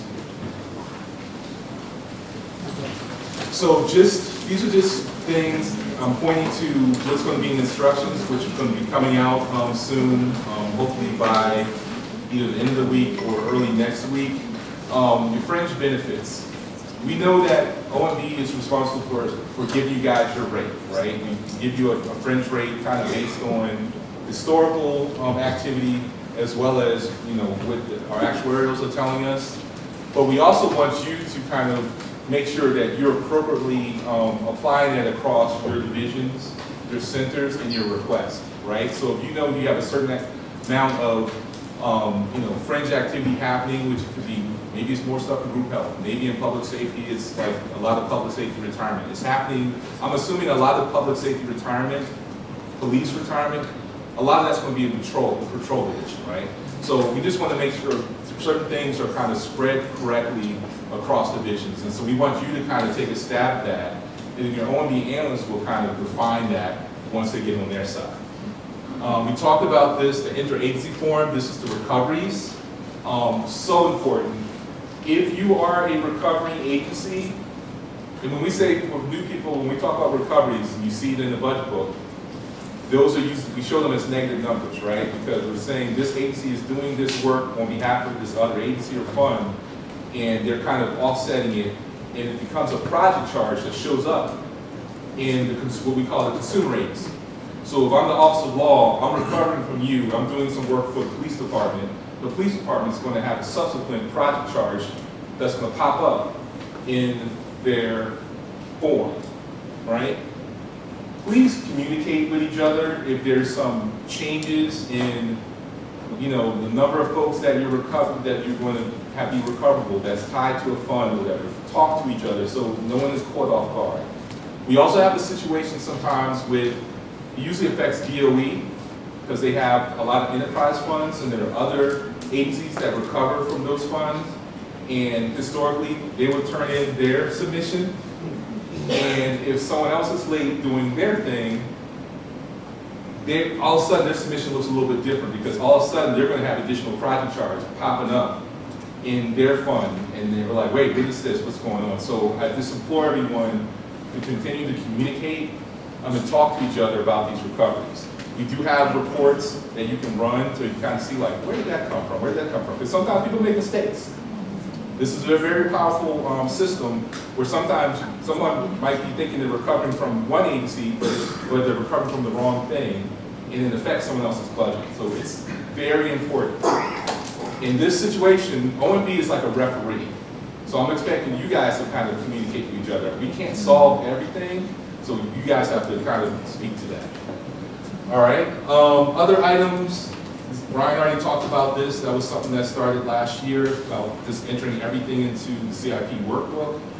And this was something that we started last year as well. For contracts and travel, this was a big deal last year. When you're entering it in SPP, you just need to do it at the object level, meaning like for, you have maybe 3 or 4 travel-related objects, or 2 or 3, you have different levels of contracts. You have legal contracts, you have general administrative contracts, you have operating contracts, you have various things. You just need to put it in that highest level contract when you put it in the SPP. There's a contracts tab in your supplemental workbook where you can put more detail in it, but in the end, you just only have to do it at the high level when you put it in the SPP. But again, that's in the instructions, and if you have questions about it, please talk to your analyst. All right, what's the exclamation point? So I should say, ready, set, go! All right, so the system should be available by this Friday. I think we've loaded the OIT charges, we've loaded fleet. I think we have things ready to go. We're going to definitely have the trainings, and I think folks are starting to get those invites. October 15th is going to be the refresh. October 17th for new users. The instructions will be distributed. Instructions and the templates that are kind of general will be kind of distributed hopefully by the end of the week, no later than early next week. So we're pretty close on that. But there are personalized supplemental workbooks that you guys will be getting individually. I'm going to probably have the analysts themselves send that to you. They'll come to me. We'll give them whatever your operating target is, and hopefully, in some cases early, we should be able to give them the salary allocation workbook. But the salary allocation workbook, I'm going to be truthful, it might become a little later because we're still got to put that together. That's the next thing I've got to work on. But you will be getting those items. Your analysts will be distributing the grant program narratives that Deanna was talking about by the end of this week as well. So we're going to get there. You can go to the next slide. And again, this is just really the timeline, just to give you a step back, just to give you the big picture. And this is really just through how we get to the proposed book, right? Because I really feel call this part 1. Like, if anyone likes Dune, there's a Dune part 1 and there's a Dune part 2. This is like Dune part 1. So the day is we're officially launching the process. There's a lot of people, analysts working with it beforehand, but the day we have budget school, we're asking for the decision packages and new CIP projects to give us something by the 7th, as well as folks who are in the alternative budget submission team to submit those worksheets. The 17th is when we want the operating grants and performance submissions due. And then we got another week to do the capital budget submissions on the 24th. And then basically, December through February, it's going to be crazy. And this is kind of, people in OMB, we kind of signed up for. We have our review sessions. We got final decisions that need to be made with the county executive and the CAO and the executive team. And then that gets into budget reduction. I think it's really important. There's a lot of things in the instructions I really ask people to read. You don't have to read it all the way, but please go to those various sections. There's so many things that it's incumbent that if we can get a lot of information earlier, and it's on us to read what you guys send us as well, that will help us once we get to this part. Once we get the budget reduction and we don't have everything, it makes it a lot harder, and we really don't have enough time. Because by law, by the charter, we have to have everything done by March 15th. And it seems like every year we're getting less time to do that. So it's very important that once we get to budget review sessions, the agency review piece, you hopefully will be getting your stuff a couple days ahead of time. But as we get to the final budget decisions and so forth, definitely reach out to the analysts, make sure that you guys are on the same page as far as like where things are attributed and so forth. budget, and then we start, budget budget policy group, those questions will start coming in. They usually start coming in our second budget reduction, but those will be coming, and then we start the process of presenting and defending the budget in front of council and going through that process until late May. And I think that is the end. We are 11:53. I don't know if anyone has any general questions. I know if you have any specific questions, I would ask you guys to reach directly out to your analysts, and then we'll see if there's anything that needs to be set up or anything. I just wanted to thank everyone for coming out. I don't know, Angela, did you have anything? Good? Everything good? So thank you guys for coming out.